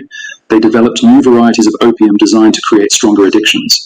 They established credit systems that allowed addicts to go into debt for drugs, creating cycles of dependency that were almost impossible to break. They even created primitive advertising campaigns, using Chinese intermediaries to promote opium use in regions where it hadn't yet taken hold.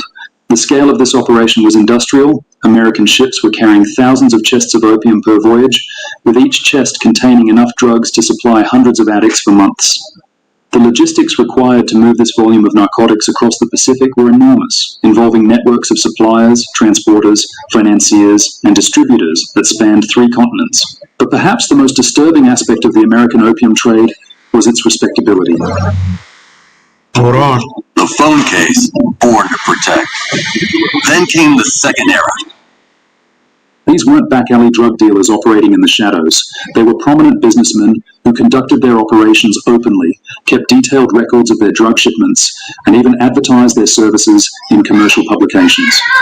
The opium trade had become so normalized in American merchant circles that dealing drugs was considered just another form of international commerce. This normalization had profound consequences for how Americans understood their relationship with China. The merchants who were poisoning Chinese society also served as America's primary source of information about China. Their letters, reports, and testimonies shaped American perceptions of Chinese culture, politics, and character.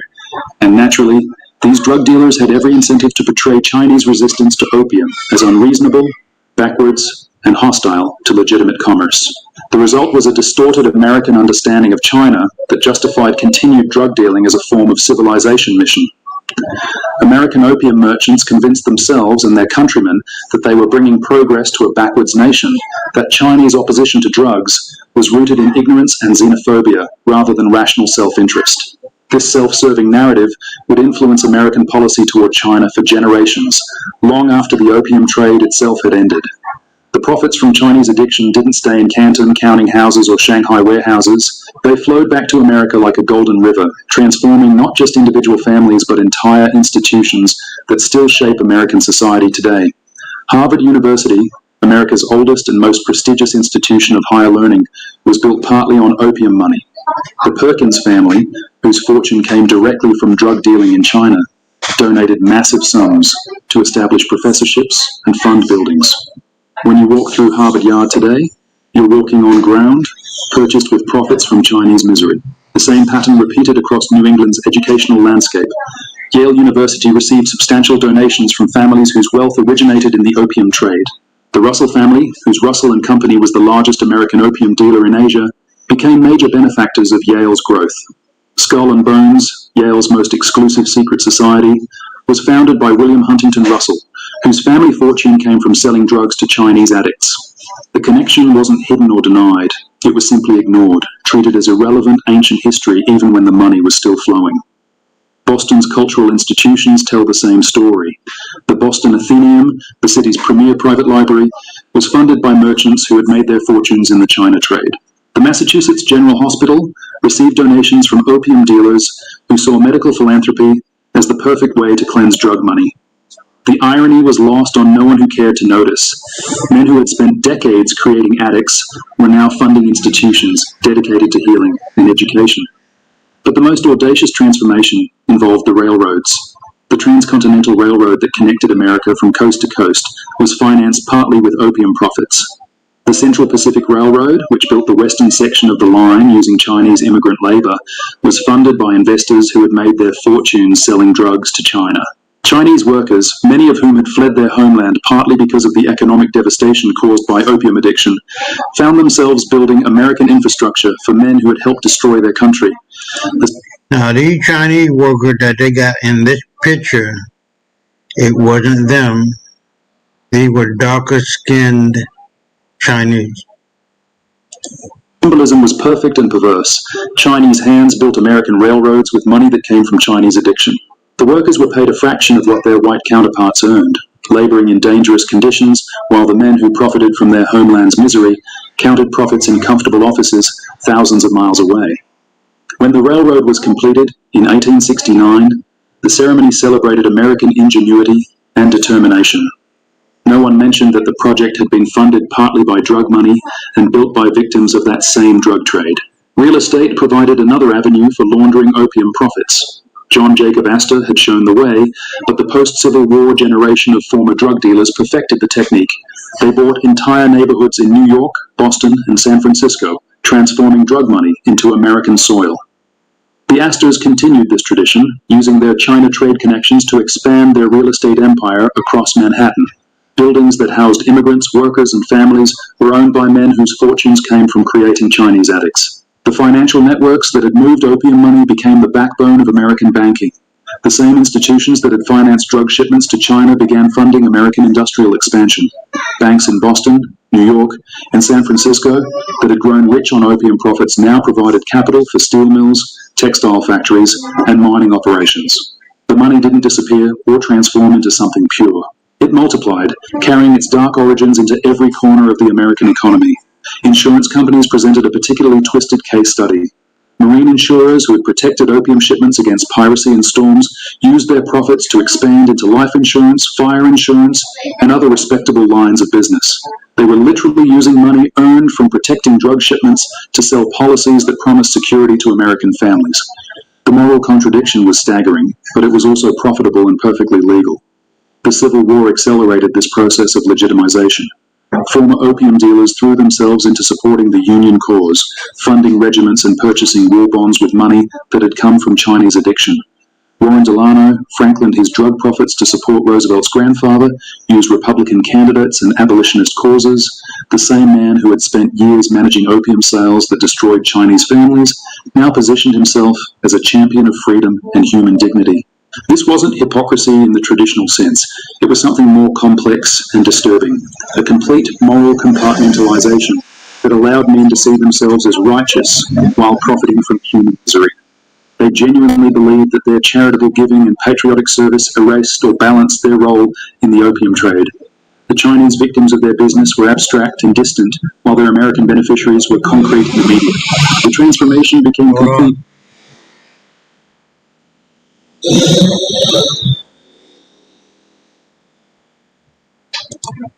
These families began intermarrying with America's political and social elite. The daughters of opium dealers married the sons of senators and judges. The sons of drug merchants married into old American families whose wealth came from land or manufacturing. Each marriage was another step in the process of washing drug money clean, blending it with more respectable forms of wealth until its origins became impossible to trace. By the 1870s, many of these families had achieved something remarkable. They had become more respectable than the old American aristocracy they had joined. Their drug profits had been invested so successfully, their philanthropy had been so generous, and their patriotism had been so visible that they were now seen as pillars of American society. Former opium dealers were now bank presidents, university trustees, and cultural leaders whose opinions shaped American thinking about everything from foreign policy to moral philosophy. The State Department became a particularly important target for these families. Men who understood China because they had exploited it for decades now advised American presidents on Asian policy. Their perspective was inevitably skewed by their history in the drug trade, but their expertise was considered invaluable. Former opium dealers helped shape American diplomatic strategy toward China for the rest of the 19th century, ensuring that American policy remained friendly to commercial interests, even when those interests conflicted with Chinese welfare. This influence extended into the 20th century through family connections and institutional relationships. When Franklin Delano Roosevelt became president, his family's opium fortune was ancient history, but the networks and institutions built with that money continued to shape American policy. Harvard professors whose chairs had been endowed with drug money advised the government on Asian affairs. Banks that had grown rich on opium profits financed American expansion into Asian markets. The legacy lived on even when its origins were forgotten. The Chinese, meanwhile, continued to pay the price for American greed long after the opium trade itself had ended. The addiction crisis that American merchants had helped create lasted for generations, destroying families and communities across China. The silver that had flowed out of China to pay for drugs left the country economically weakened and vulnerable to further foreign exploitation. The corruption that the drug trade had fostered in Chinese institutions became a permanent feature of the country's political landscape.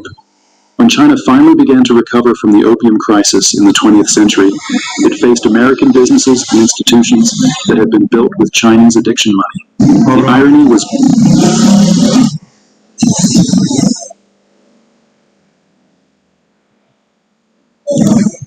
and complete. China was now borrowing from American banks that had been founded on Chinese misery, buying American products from companies that had been capitalized with Chinese addiction profits, and dealing with American institutions whose endowments had come from Chinese suffering. The most chilling aspect of this story is how completely it disappeared from American memory. The families who had built their fortunes on Chinese addiction didn't just launder their money. They laundered their history, creating narratives of entrepreneurship and vision that erased any mention of drug dealing. Their biographers wrote about their business acumen and philanthropic spirit without dwelling on the source of their wealth. Their descendants learned family histories that emphasized hard work and moral character, while glossing over the opium years as a minor detail in larger stories of American success. This historical amnesia wasn't accidental. It was carefully cultivated by families who understood that their respectability depended on forgetting their origins. They funded historians who wrote favorable accounts of their ancestors. They donated papers to libraries that emphasized their legitimate business activities while minimizing their drug dealing. They created foundations and charitable institutions that celebrated their philanthropy while ignoring the source of their wealth. The result is an American elite whose power rests on forgotten crimes, institutions whose prestige comes from laundered money, and a national mythology that celebrates entrepreneurs who were actually drug dealers. The opium fortunes didn't disappear into history. They became the foundation of American high society, and their influence continues to shape the country today. So the next time you hear someone praise the vision and entrepreneurship of America's founding fortunes, remember the truth that history tried to bury. The Astors, the Delanos, the Forbes families didn't build their empires through innovation or hard work. They built them by turning human addiction into generational wealth. Today, when politicians lecture other nations about drug trafficking and moral leadership, they're standing on foundations built by the first great American drug cartel. When universities celebrate their founders and benefactors, they're honoring men who poisoned an entire civilization for profit. The opium fortunes weren't ancient history that faded away. They became the bedrock of American high society, and their influence shapes the country to this day. History doesn't repeat, but if you don't understand where your institutions really came from, you'll never understand how power actually works. The real drug dealers weren't hiding in shadows. They were building the America we inherited. If this opened your eyes to the stories they don't want you to know, hit subscribe. History has the answers if you're willing to look for them. I want to take a slight commentary break and to really try to connect all of these dots. Now, we know about Gary Webb and what he did with the CIA involvement with crack in the black community and guns in the black community. If you trace that back and that same mentality that this white boy got, you'll come to the conclusion that he ain't shit. They lie, they scheme, they connive, they make money off of people's pain and suffering and death. They're the harbingers of destruction. It has always been like that and will always be like that. They have no qualms about killing their mother and killing anybody for that matter if they get in their way, so to speak. And this plays out everywhere they have gone. It is as if they no, well, let me tell you, they don't give a fuck. And now we can see why the world hates this motherfucker, white boy. This is not some fucking hate that is baseless, motherfuckers. This is vengeance. This is some real shit. There's not one, what the hell are those people named?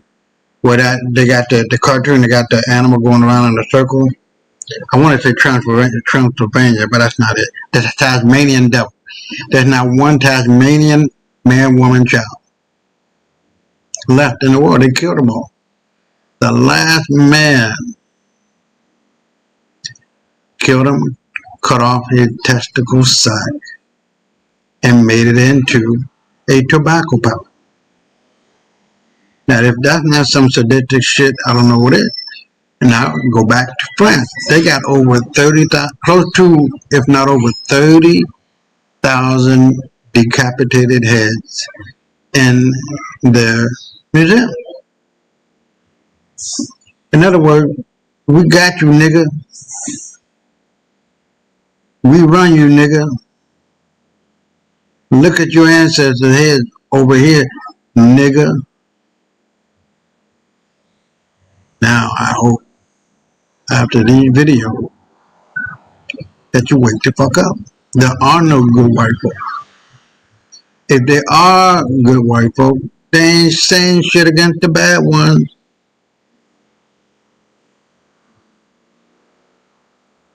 They're all in it together. Now, as we go forward and move forward into these other videos of historical significance of which I'm going to be connecting. This one is Oliver Cromwell and the Black Jacobites of Europe, the first settlers. Jack Johnson, and I remember I couldn't think of the rebellion that he came from in England. That was the Monmouth Rebellion. He was a black, his family were black Europeans. And if you remember from all of my videos, I am telling you that Europe, all of Russia, all of China, all of Japan, all of this, all of that, black folks were running it. There were nothing but niggas on the goddamn planet. The Atlantic slave trade, the transatlantic slave trade, if you want to call it that, but it's actually the continuation of the Spanish Inquisition. That was a war between black people, the black Christians who wanted to get the wealth and the power from the Jews of Portugal and Spain, who were black. And I hate saying the black Jews because when you say Jew, you should automatically, oh, that's us.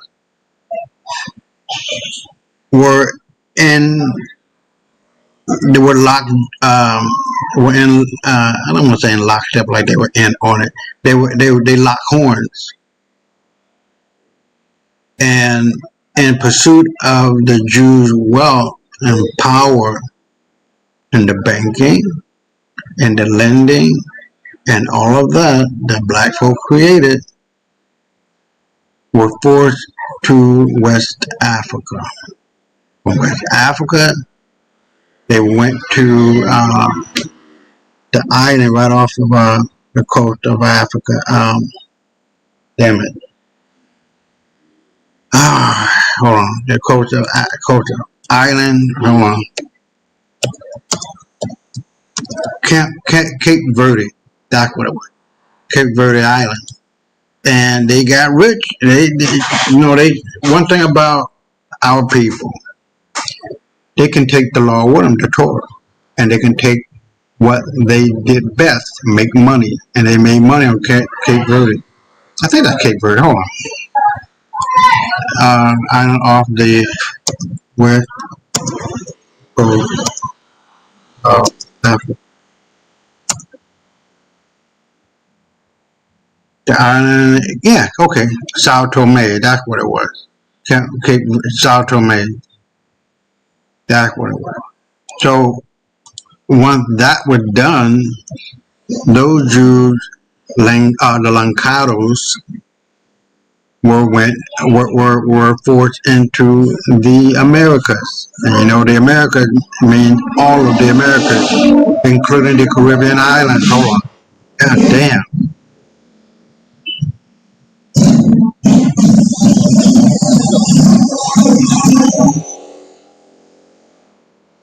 Yeah, I feel like pulling out my gun and just shooting them, brother. I'm going to jail.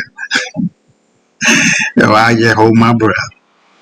So they were shipped throughout the Americas. I mean, the Caribbean basin, Haiti, the Dominican Republic, where we at, what is now the Virgin Islands, and Cuba, Jamaica, you name it, and Canada, North America proper, Central America, and South America. Those are the Americas, which the citizens of each and every one of those areas or country can call themselves American, per se. So with that being done and said, you have to really put the dates, the times, what happened, who did what, and the decade that followed all of that. And you get that sense of detail. Hold on. Black History Part 3, the beginning of the Black Global. Beginning of the beginning of the global Black History. Okay, so I'm gonna hold on to a second. I'm gonna put this and watch it later. So you begin with my book, The White Man's Burden of Lies and Deceit.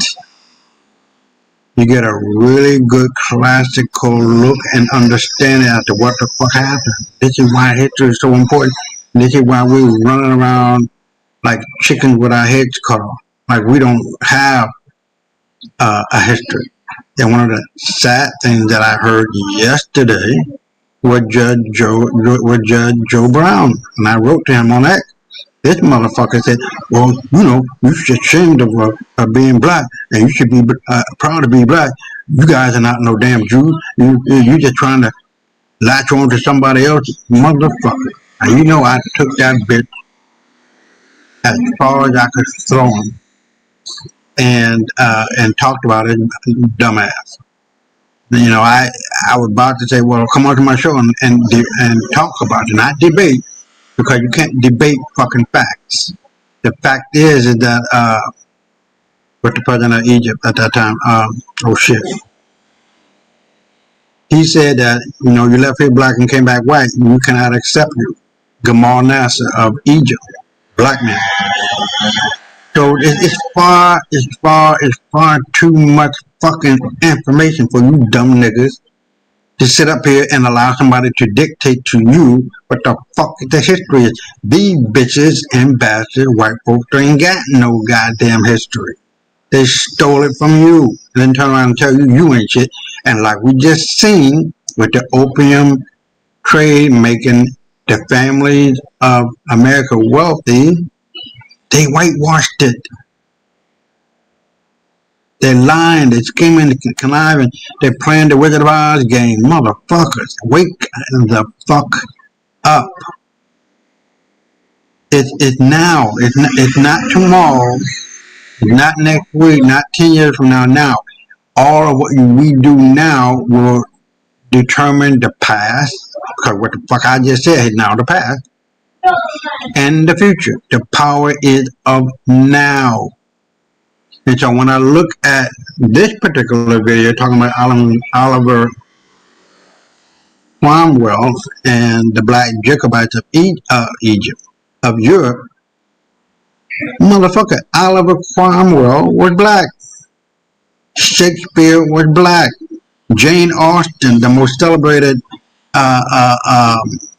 I almost wanted to say historian, but not historian. The author of England was a black woman. She talked about the downfall of the black elite if they kept going on and on and on, trying to link up with these pale-skinned troglodytes who were trying to overtake the king. What are you talking about? King James, King George, King Charles, it's all the motherfuckers same shit. And eventually they took it over. The kings and queens of these particular European countries, they were all black. They didn't get white until, or pale skin, I don't want to say white, because white was a status. Even dark-skinned people were considered white because they had status, they had land, and they had money. That's what it was. It didn't change to being a skin color until the 1880s. Get that fucking shit in your goddamn head. White folks ain't shit because they talk shit. They talk shit because they ain't shit. Man, you just... Baby, you just wait until I get on some of these wannabe white shows and talk all this shit about white. I'm blowing them out the fucking water. They ain't touching me. But anyway, we're going to get right on into Oliver Cromwell and the Black Jacobite. I'll be right back.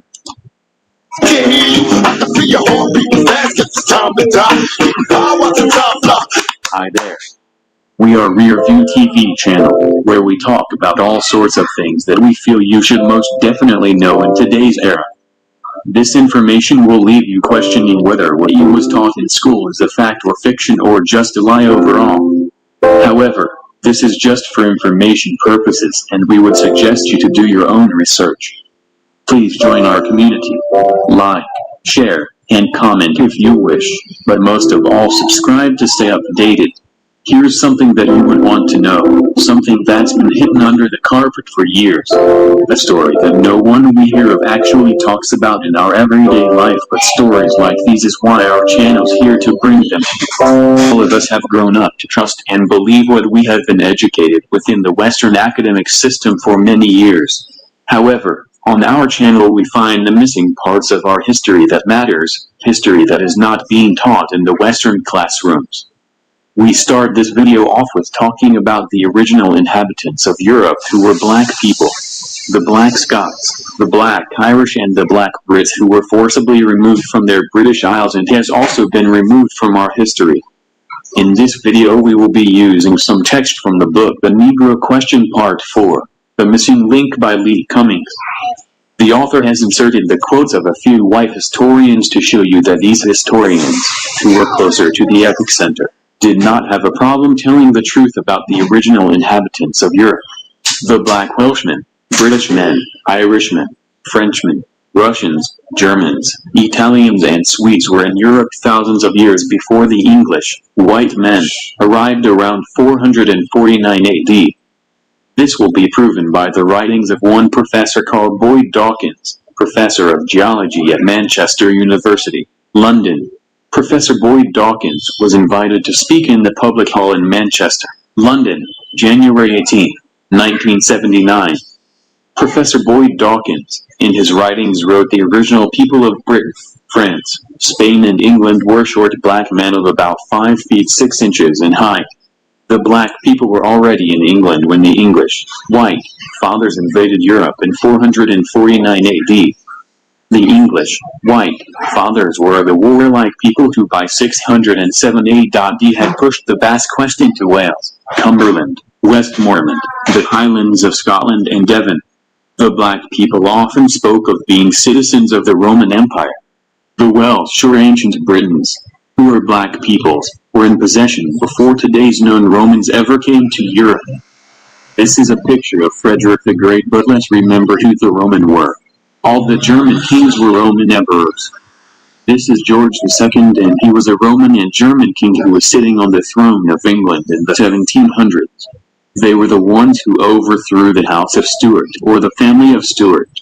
Before I get into the dynamics of what happened, we have to prove that both black and whites acknowledge that the Jacobites or the Scots, Irish and Brits or Europeans in a whole were black, and that the people who inhabited Europe first were black. Professor Winchell Alexander, 1815-1990 collection of journals quotes, "These black men came from Atlantis, northern Africa, and they overran Europe. They were known as Britons."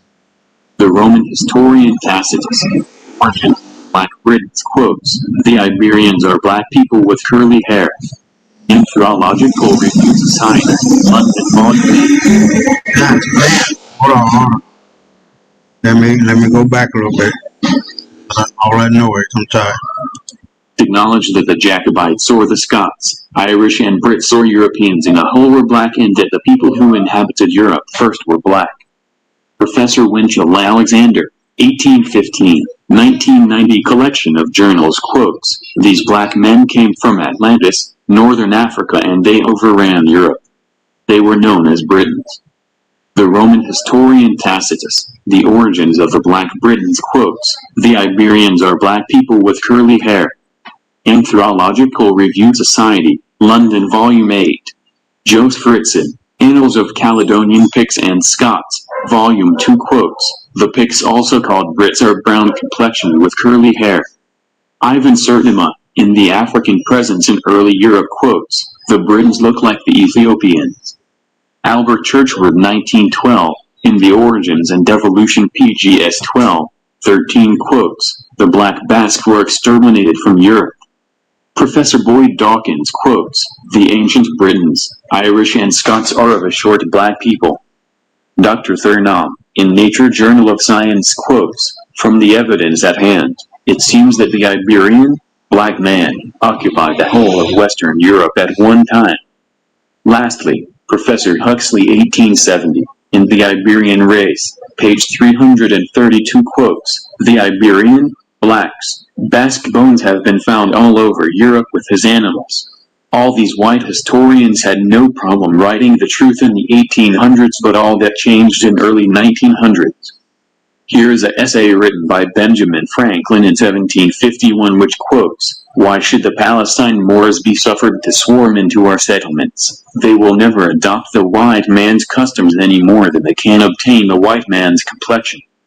All of Africa, Asia, and America are swarthy, black. Russia, Italy, Spain, France, Swedes, and the Germans are black. The principal whites are made up of the Saxons of English. The Scots, Welsh, and Irish are not Saxon or English." When Benjamin Franklin writes this essay in 1751, the black German king, George II, is sitting on the throne of England. Benjamin Franklin further went on to say that in the year of 1664, there were 7,000 Dutchmen besides the real Dutch. Prussians, Bohemians, French, Swedes, Norwegians, Danes, and 5,000 English, including the Scots, Welsh, and Irish who were black, and Benjamin Franklin's essay proves this. If you would like to know more about what Benjamin Franklin was quoting in his writings, please check out the book, Observations Concerning the Increase of Mankind, 1751.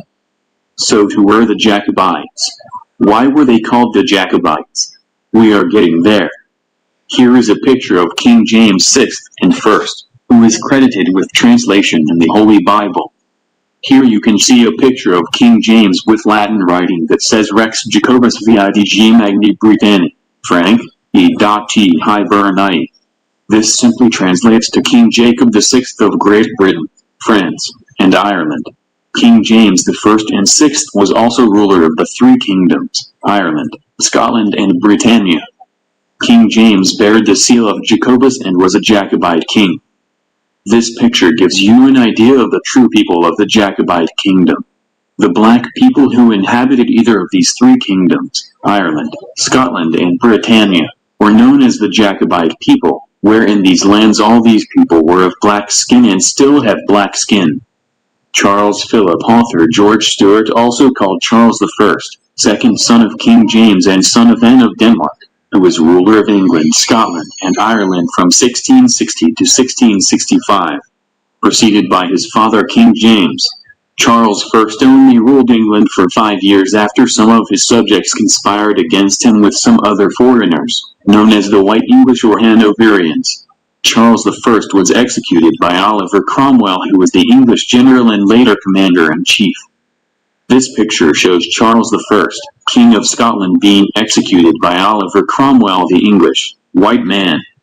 The image here is believed to be an actual eyewitness account of the black King Charles I, King of Scotland's beheading done by the English white men. This image can be found in the book Leviathan by author Thomas Hobbes, 1651. After, King Charles I had the unlucky distinction of having his head cut off by the English white men in his realm.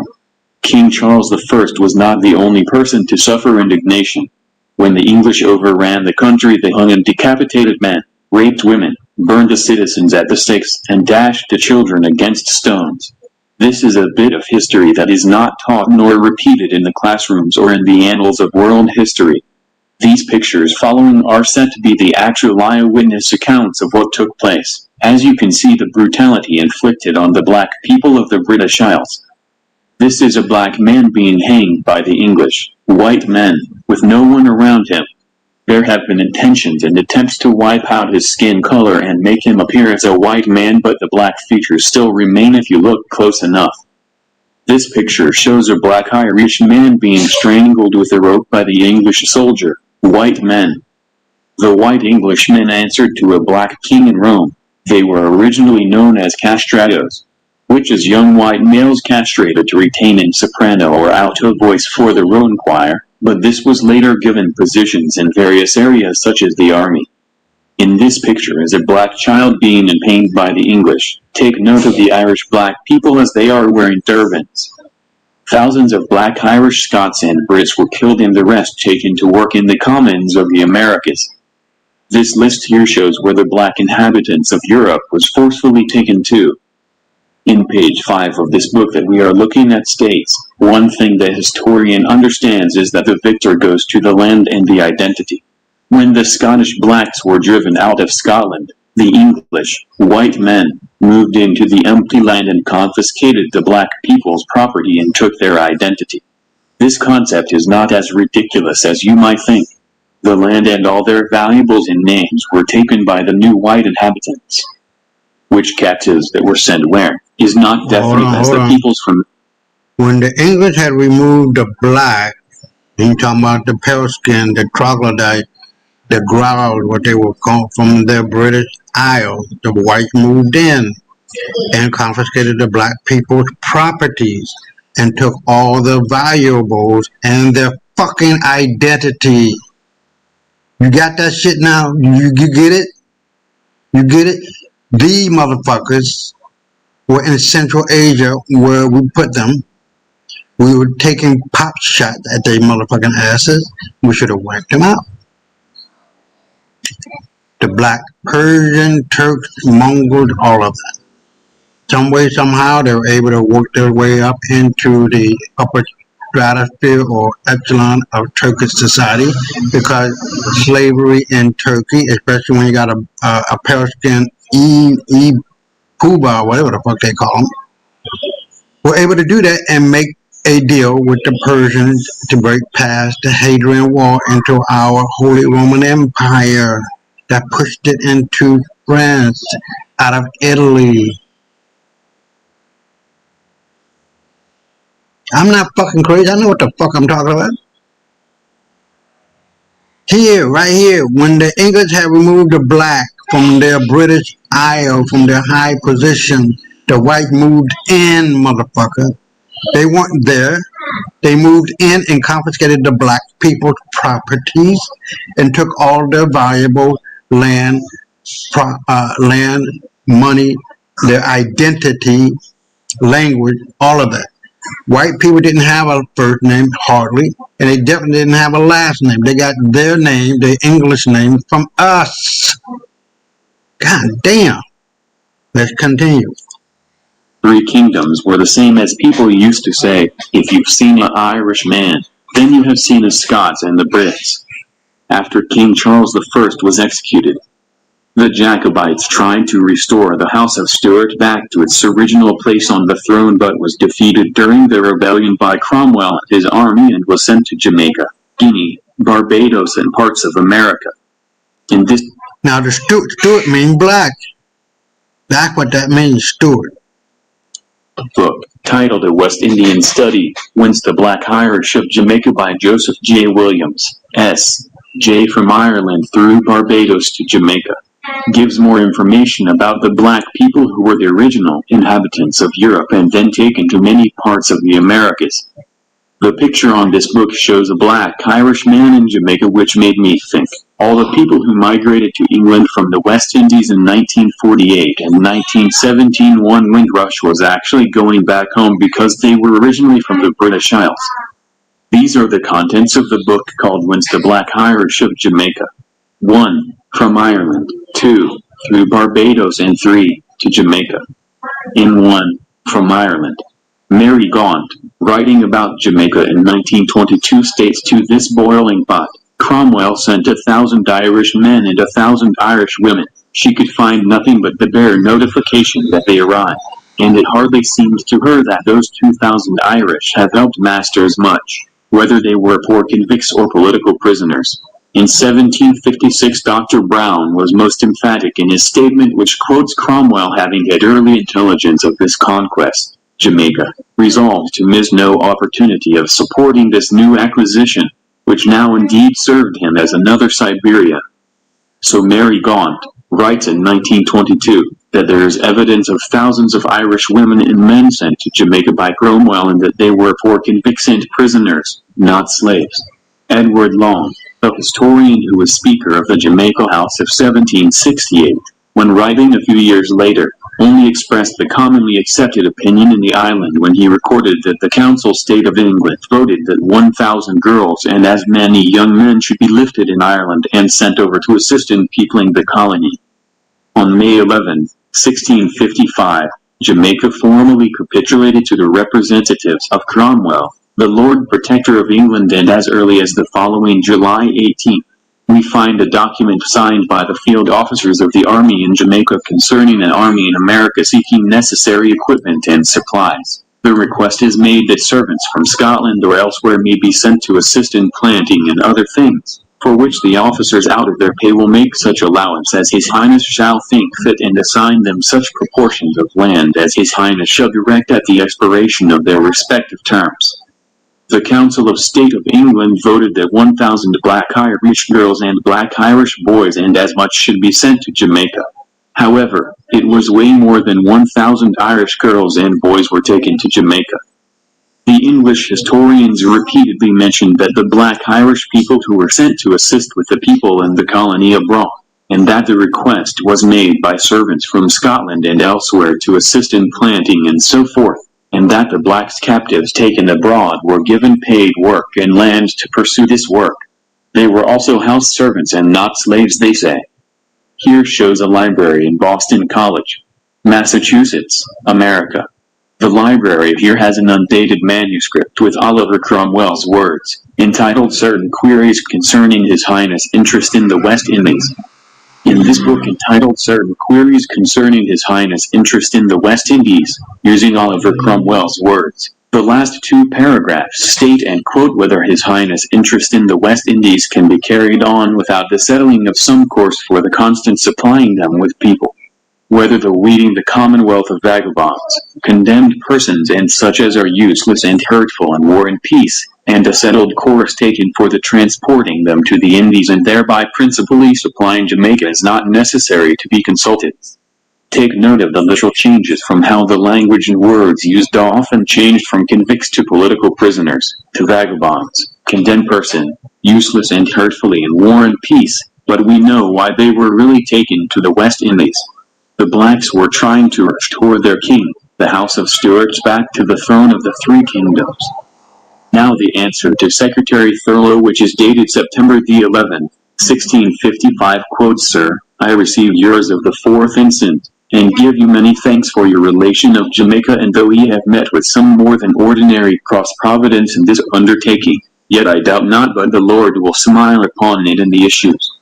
I have endeavored to make what improvement I could in the short time allotted me touching the furnishing you with a recruit of men and a supply of young Irish girls. In order to it, I have advised with the chief officers near me. Thurlow states in his letter that the Lord will smile upon his endeavor of sending the Irish girls to Jamaica. So this shows that they, the English, white men, were aware of their wrongdoings as Christians of the Christian. Now you see that? You can see here that the black peoples, the Jacobites, were living on the British land happily before the whites invaded. They weren't fucking here. They weren't fucking there. They weren't fucking there. I want to say it. They weren't fucking there. Wake the fuck up. These motherfuckers are scheming, lying, conniving motherfuckers. Stealing your wealth, stealing your money, stealing your title, stealing your land, stealing your name, stealing your crown. But don't trip. Hold on. We got this. We got this. Hold on. And you better believe when a black man or black woman or black people tell you, I bet it's on and popping. We're just waiting. And that waiting has been over. All of Europe is broke. America is broke. White folk broke. The West, better known as whites, will be licking our fucking boots. Politically, economically, spiritually, and physically. They see the handwriting on the wall. They see that the death certificate for these motherfuckers, for white folks, is over, is done. There's nothing that we or I or you can do to stop the hell that is already here, wreaking havoc on white people globally. They're just going to have to go through it. And the ones that survive, will become our footstool. Hell, I don't even want them as a footstool. Let them go to the other side of the line. You have the life side and you have the death side, sir. Ma'am. And I wouldn't bat an eye stepping over their fucking body. You see how they did with the China? They didn't give a fuck. Turned a blind eye to that motherfucker. Let me continue. Looking at the Black Irish of Jamaica book, it quotes by the Englishmen, white men, that, not having the opportunity to make it more public, neither though I think it convenient until I know your resolutions more particularly, concerning the young women, although we must use force in taking them up, yet it being so much for their own good and likely to be of great advantage to the public. It is not in doubt that you may have such number of them as Toy shall think fit to make use upon this account. Perfectly explained, we know that the black people who inhabited Europe were forcibly taken to the West Indies and abroad to other lands not by their doing or choice but by force. In Cromwell's undertaking of the black people from the British Isles, Thurlow assured Cromwell that he will furnish him with a steady recruit of many men and supply of young women. It was not as Mary Gault stated, just 1,000 girls and 1,000 boys who said she could find nothing but a bare notification showing that they arrived, suggesting that it was only 2,000 black people of the British Isles captured and that they would not be of much help to make use on this account. Continuing their writings, the book further quotes a week later we have the following from the same source. I have little to add to what I write in my last. I shall not need to repeat anything about the girls, not doubting but to answer your expectations to the full in that, and I think it might be of like advantage to your affairs there, and ours here, if you should think fit to send 1,500 or 2,000 young boys of 12 or 14 years of age to the place aforementioned. We could well spare them and they would be of use to you, and who knows, but that it may be a means to make them Englishmen, I mean rather, Christians. This story so far shows us that it was not just black women and men taken from their British Isles, but young black boys and girls were taken too from young ages, and some children were orphans and some had parents where their fathers were taken to be workers in other English, white men, colonies, and some women or wives were taken to other colonies such as the West Indies. In this book on page 10 of this book states that Mr. Prendergast's work The Cromwell Settlement in Ireland appeared in London in 1865, and in Appendix 11 which is entitled 2 of the Seizing of Widows and Orphans, and the Destitute and Transporting them to Barbados and the English Plantations. We read here, while the government were employed in clearing the ground for the adventurers and soldiers, the English capitalists of that day, by making the nobility and gentry yield up their ancient inheritances and withdraw to Connaught, where they could wish the whole nation, they had agents actively employed through Ireland, seizing women, orphans and the destitute to be transported to Barbados and the English plantations in America.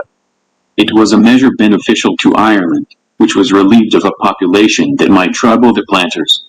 It was benefit to the people removed, who might then be made English and Christians, and a great benefit to the West Indian sugar planters who desired the men and boys for their bondmen, and the women and Irish girls in a country where they had only maroon women and negresses to solace them.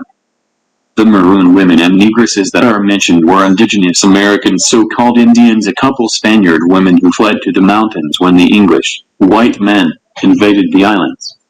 So far we know of so-called Indiana being enslaved, and now we have learned about the black Irish, black Scots and black Brits that were taken to the West Indies by the thousands. So where are the African slaves that were taken directly from Africa to Jamaica and other countries by the western ships as we were once told? The 13 Years' War from 1641 to 1654, followed by the departure of 40,000 Irish soldiers with the chief nobility and gentry to Spain, had left behind a vast mass of widows and deserted wives with destitute families. There were plenty of other persons too, who as their ancient properties had been confiscated, had no visible means of livelihood. Just as the King of Spain sent over his agents to treat with the government for the Irish swordsmen, the merchants of Bristol had agents treating with for men, women and girls to be sent to the sugar plantations in the West Indies. The commissioners for Ireland gave them orders upon the governors of garrisons to deliver to them prisoners of war, upon the keepers of jails for offenders in custody, upon matters of workhouses, for the destitute and their care who were of an age to labor, or if women were marriageable and not past breeding, and gave directions to all in authority to seize those who had no visible means of livelihood and deliver them to these agents of the Bristol sugar merchants in execution. So now you see, with the departure of 40,000 black Irish soldiers who had left behind their families and who were destitute, and plenty of other black Irishes who were healthy and capable to work were sent to the colonies. Take note again of how their properties were confiscated and how they were delivered to the colonies as prisoners of war, and the Commissioner of Ireland gave them orders upon the governance of garrisons.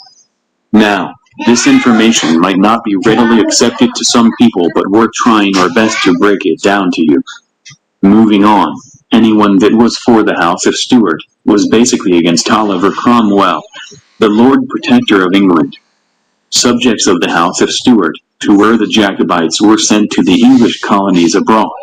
There were priests and pastors that disagreed with Cromwell's new endeavors, and those people were also sent to the English colonies in the West Indies. There was also black and white officials working for Cromwell who were given pay and land and assisting with the black people in the English colonies. The Jacobites were sent to the plantations, the women and servants and the young boys and bondsmen, which is not what we know as slavery today. However, the conditions and treatments in some plantations were next to slavery. Most West Indians believe that they got their name today from white slave masters and don't know that they in fact arrived in the West Indies with their names. In fact, the black Irish names were taken by the English and their associates. Names such as Andrews, Gilbert, Collins, Walsh, Sterling, McCain, MC. Dermond, Blake, Mackay, and many more.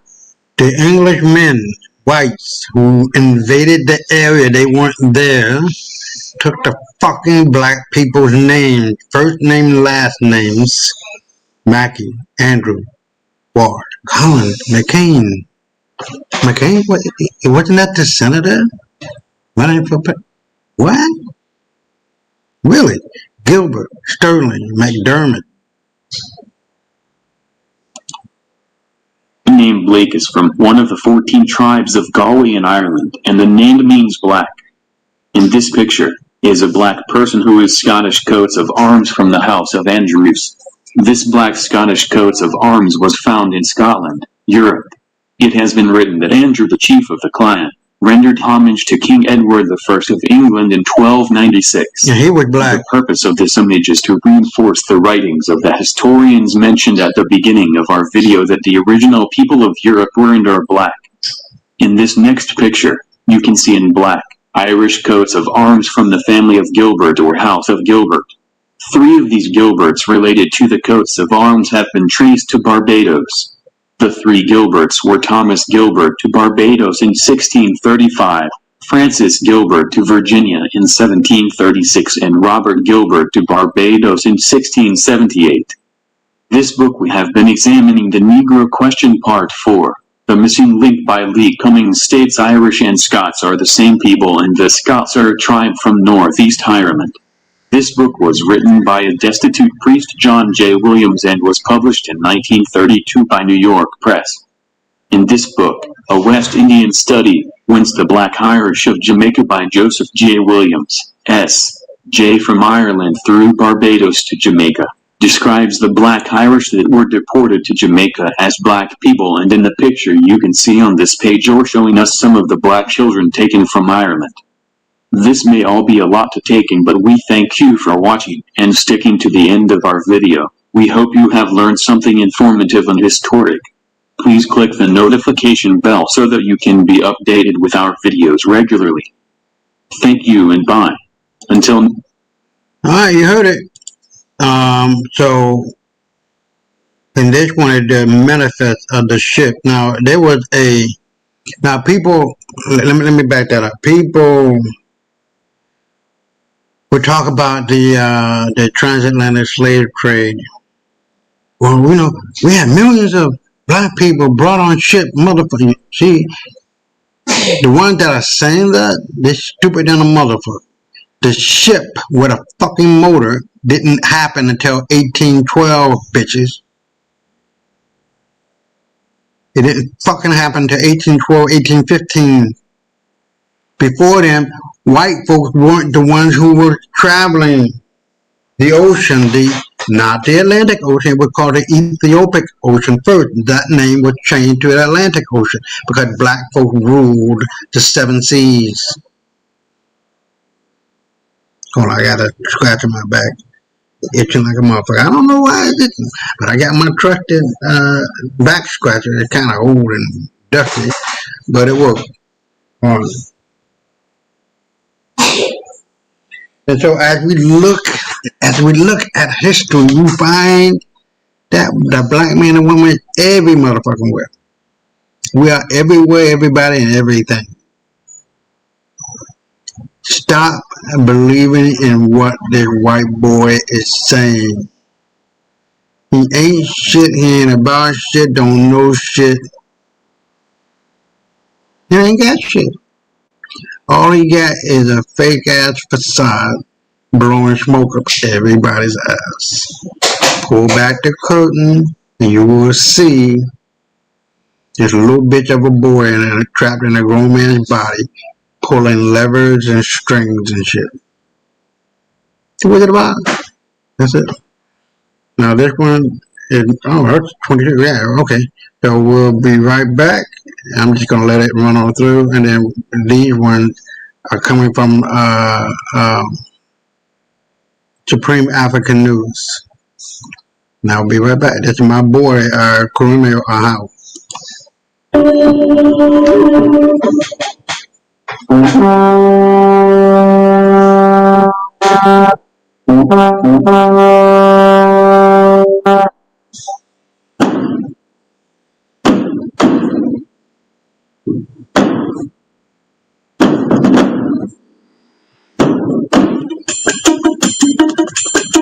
Primary sources, physical description, transportation of Jacobites in 1745 to American plantation.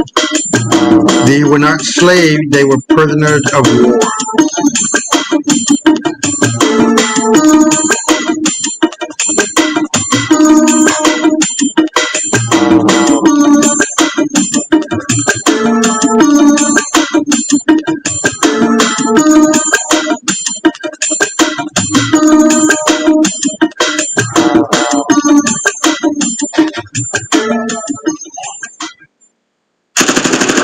Hold on.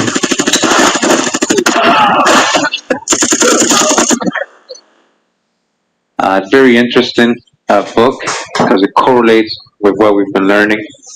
All right, and again, we're not here to like basically try to debate. We're not trying to debate what we already know to be true. We're not trying to debate.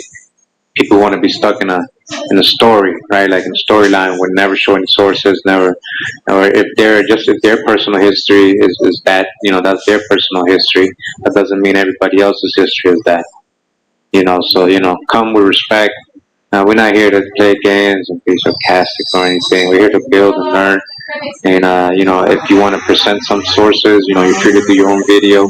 So we can look at the information and verify it ourselves with the sources that you present, so we could see if it's, legit or what it is, if it's just, fairy tales or what, But, yeah, well, we just, always got to talk sources. Now, I got this book right here, The Jacobite Gleanings from State Manuscripts, Great book. Sketches of Jacobite, the Transportations in 1745 by J. Macbeth Forbes. This is from the Harvard College Library from the bequest of Thomas Wren Ward. It says the Jacobite Gleanings from State Manuscripts, short sketches of Jacobite, the Transportations in 1745 by J. Macbeth. An exact list and description of 150 rebel prisoners shipped at Liverpool on board the veteran John Rickey, master for the Leeward Islands, which were taken near Antigua the 28th June last by the diamond privateer Paul Marcelli, commander, and carried into Martinico the 30th June of 1747. All right? What are we going to see here? The passenger list of all these prisoners, Jacobites. Now let's see. It says name, age, profession, the county, the statute, remarks. So any other thing, right? Number one, just for example, we're going to start with number one. It says Robert Adam, 18. He was 18. He was a laborer. County. He's from Sterling. He was 5 feet 1 inch, very short. He's brown. He's brown, smooth face, right? He's brown. All right, he's brown. William Bell, 46 Weaver, Berwick, 5'4". He's black with curled hair. He's strong made. All right. Dougal or Dougal. We already know about Dougal. Dougal Campbell, servant, Lockaber, 5'4". He's also brown complexion, well made and ruddy. Brown complexion. Alex Katana, 17. All right, young. These are young. Miller, Bandanoff. All right, he's from Bandanoff. He's 5'5". He's black, ruddy. Black, ruddy. All right. A lot of you probably still saying, well, that probably means white. Well, we'll see. All right, we'll see. Dougal Campbell, Dougal, Douglas, Dougal, Swarty, right? He's a servant. Argyle. He's 5'5", 1/4. He's brown also. And also ruddy, healthy, well made and ruddy, it says, I guess. Alex Campbell. All right, we already know about the Campbells. We just read that, right? 18. He's a laborer. Inverness, 5'4". He's pock-pitted. He's pock-pitted, whatever that means. John Campbell, he's 20. He's 5'2". He's Swarty. All right, he's Swarty. There's no saying, oh, well, that black means, no, Swarty. He's Swarty. Alex Cameroon, he's well made. He's Swarty because this doo-doo, brown, Swarty, brown pock-picket. Oh, I guess so. These are all brown. Ditto. See that? That's all good. The D.O. is ditto. Yeah, there you go. All right. William Dickinson, red-haired, thick-set, and healthy. Alex Davidson, he's ruddy and slim-made. Andrew Edwards, he's black, well-made, strong. All right. Alex Goodbrand. All right, so I want you to see all these people, right? All these people. Look at the names. Brown, black, brown, black, brown, black, thin, black, brown, ditto, and so on, and so on, and so on. Do you see any of your last names there? These are Jacobites. You understand what a Jacobite is?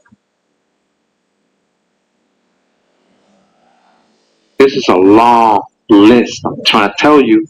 All right, I'm going to show you sign. Donald McGillis, McDonald, McDougal. All right, Muck. We already know what all that means. McDonald, brown, thick, black, Swarty, slender. Black, Swarty, slender. So that doesn't mean white because he can't be white Swarty, right? Black, Swarty, brown, straight, sandy hair, brown, ditto. Just a quick reminder, we're here in the American Dictionary of the English language. All right. This is actually Webster's 1828 dictionary. All right, I got the official PDF. We're going to go all the way to the word Swarty. If you're hearing these words, it's not a coincidence. Something powerful is moving in the... All right, and right here it says Swart, right? Almost sounds like Stewart. Swart, Stewart. And when they get Stewart, did it mean black or dark? What is Swart? It says being of dark hue, moderately black, tawny, swarth. Alright? Down here it says swart, to make tawny, or brown. Swart, an apparition. Arnold Schwarzenegger. Alright, duskly with a tawny hue. It says swartness, tawniness, a dusky or dark complexion. Dark complexion, alright? Dark complexion, swarty. Being of a dark hue or dusky complexion. Tawny. In warm climates, the complexion of men is universally what? Swarty or what? Black in warm climates. Is there only warm climates in Africa? No, we have warm climates all over the world, right? The Moors, Spaniards, and Italians are more swarty than the French, Germans, and English. It says their swarty hoes would darken all our plains. Swarty. Right, black, as the Swarty African, it says, right? As the Swarty African. So the African is Swarty, right? Swarty is a tawny color. Swartish, somewhat dark or tawny. Swarty, tawny. Alright? So you get the picture, right? Swarty. So an African is Swarty, right? Black, straight, ditto, Swarty, lusty. See all these last names, right? These are the names. Black, pale-faced. There you go. Pale-faced. All right. This is pale-faced. They tell you fair-faced, pale-faced. When they're pale-faced, they're telling you fair, black, brown, fair complexion, pale. All right. So this, when they're saying black, it doesn't mean white or fair or pale, because they're telling you when they're pale, pale complexion. Again, don't mean white. Right? Fair. Now this could be a light-skinned, dark-skinned person. It could just be a light skin, but they're telling you straight up, pale complexion, fair. Be straight up a white person, right? Straight up, pale, a real pale person. Brown, dark complexion, well-made. Joseph Brown. Brown, dark complexion, well-made. Daniel Duff, right? Where do we learn about?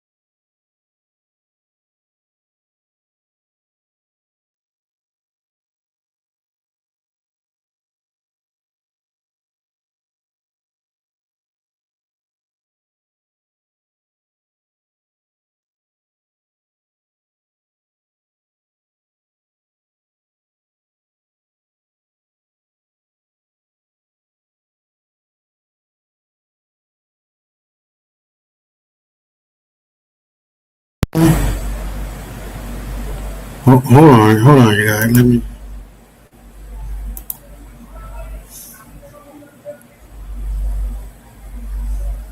Hold on. What the hell happened? Okay, well, I put that into the comments. I don't know what the hell happened to my the sound. So what we're gonna do, we're gonna cut it a little short. I apologize to that, but we're gonna go on and then hold on. Let me see. What the hell happened to the sound, man? I didn't touch anything. Okay, that's fine. Alright, well, you know, I don't know what happened. Just shit happens. So we're going to cut that short. And if you want to go back and listen to it, it's only 22 minutes long. We were already into the 7:39 mark before something happens. I don't know. Hold on.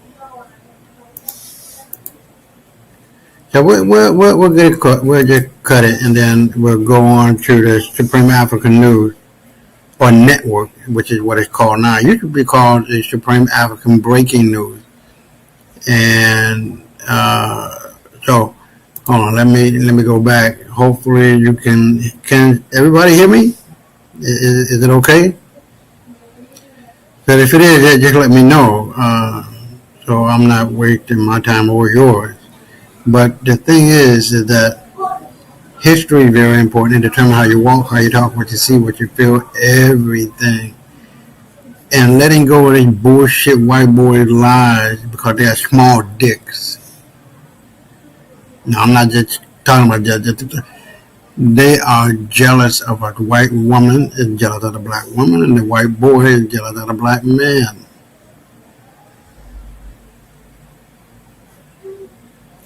So, with that being said, we're going to move right on into Supreme African News, and I'll be right back. Oh, come on, man. Come on. Don't do this to me. Wow, don't do this to me. Please don't. Hold on.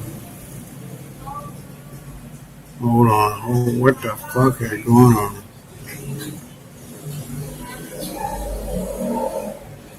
Wow. I don't know what. I did not touch shit. Hold on, you guys. I'm kind of embarrassed about this.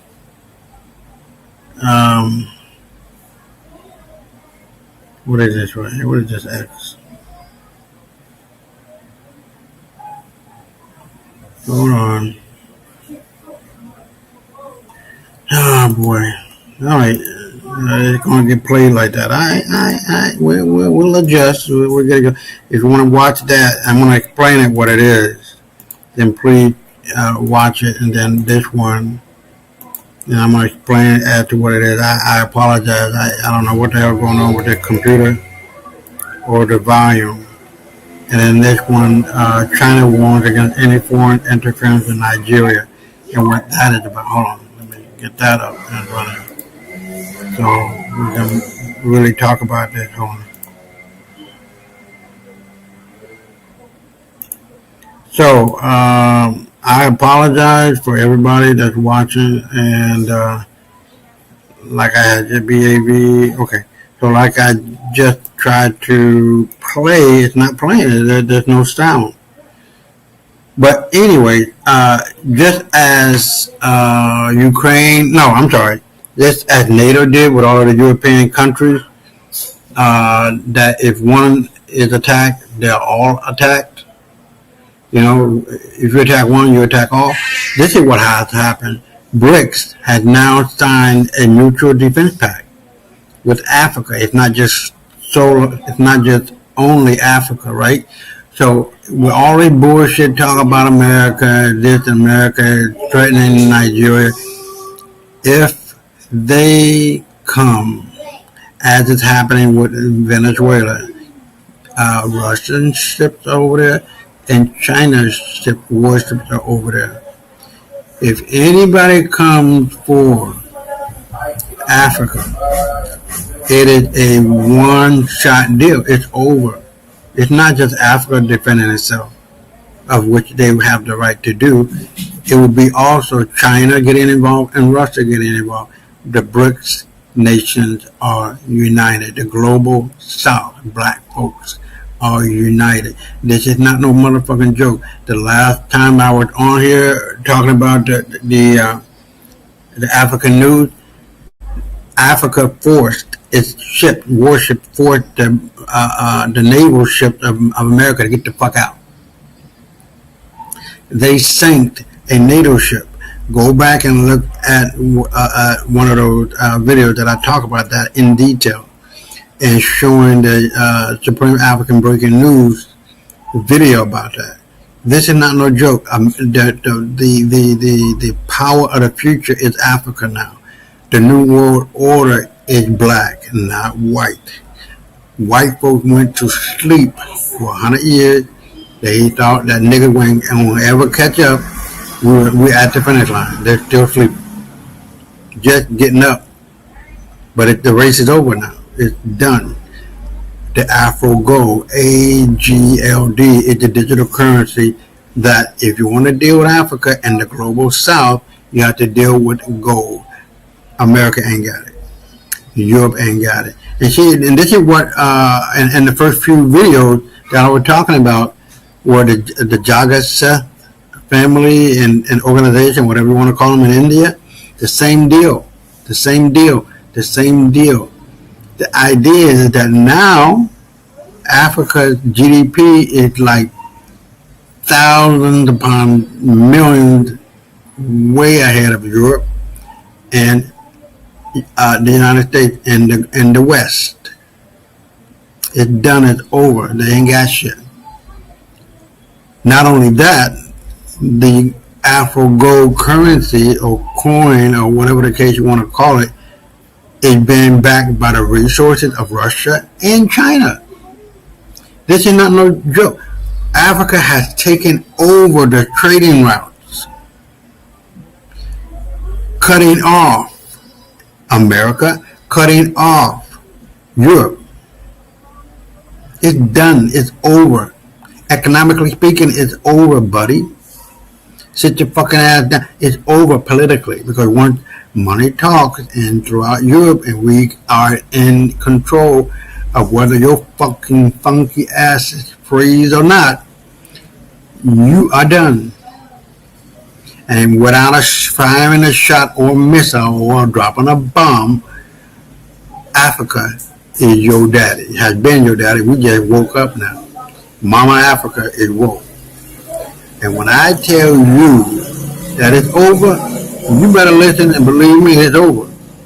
Now that's what this video is about. Now let's go on to the next one.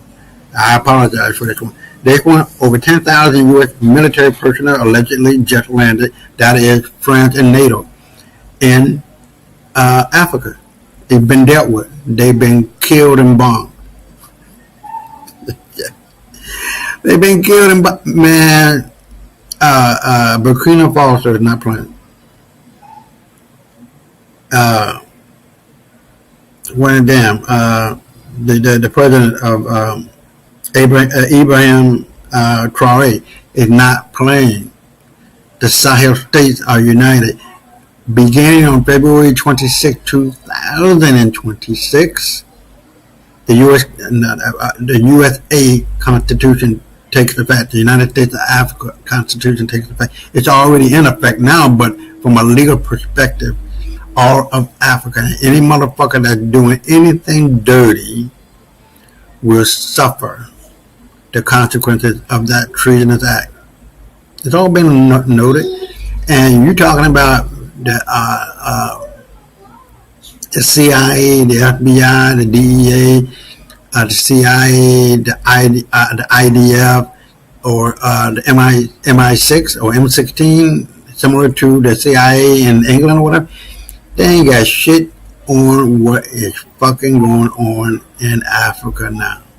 They have taken that to a whole nother level, man, and brought in African spirituality in dealing with that shit. They go through the Navy SEALs, but it's like kindergarten. It's like fucking kindergarten. And this is where you get this video from, so please watch it. And now we go to this. China warns against any foreign interference in Nigeria. Trump was talking about, well, we're going to take over. No, you ain't going to take over a motherfucking thing, bitch. You're going to sit your funky, raggedy ass, shitting in your pants, pissing in your pants ass down. That's it. They signed a pact to protect each other. So please go back. I mean, I'm going to wrap it up now. So please go back and watch these videos. And I'm going to wrap it up. I apologize again. I really wanted to get into the video, but I don't know what the hell happened to the sound. Damn. Now, I know damn well I didn't, I did not touch it. But anyway, I'm going to wrap it up with this. Fuck all white folks. It's over. They went to sleep for 100 years. They thinking they're going to always be on top of niggas. Excuse me. No. Because in reality, as we've seen, white folks got their money from stealing and drug dealing. It wasn't no motherfucking legitimate accomplishment, and they worked themselves up and pulled themselves up by the bootstrap. No. So the next time you hear somebody talking about all that bullshit, just remind them that America's elite got their money from the opium war and opium trading and filtered it all out to make it look legit into universities, into museums, art galleries, and make it look legal. So with that, for the next 24 hours, for the next 24th, for the next 24th, for the next 24/7, 365. Damn, I don't forget my own closing. For the next 24/7, 365. stay black, and stay black again. I'll see you guys on Truth Tonight.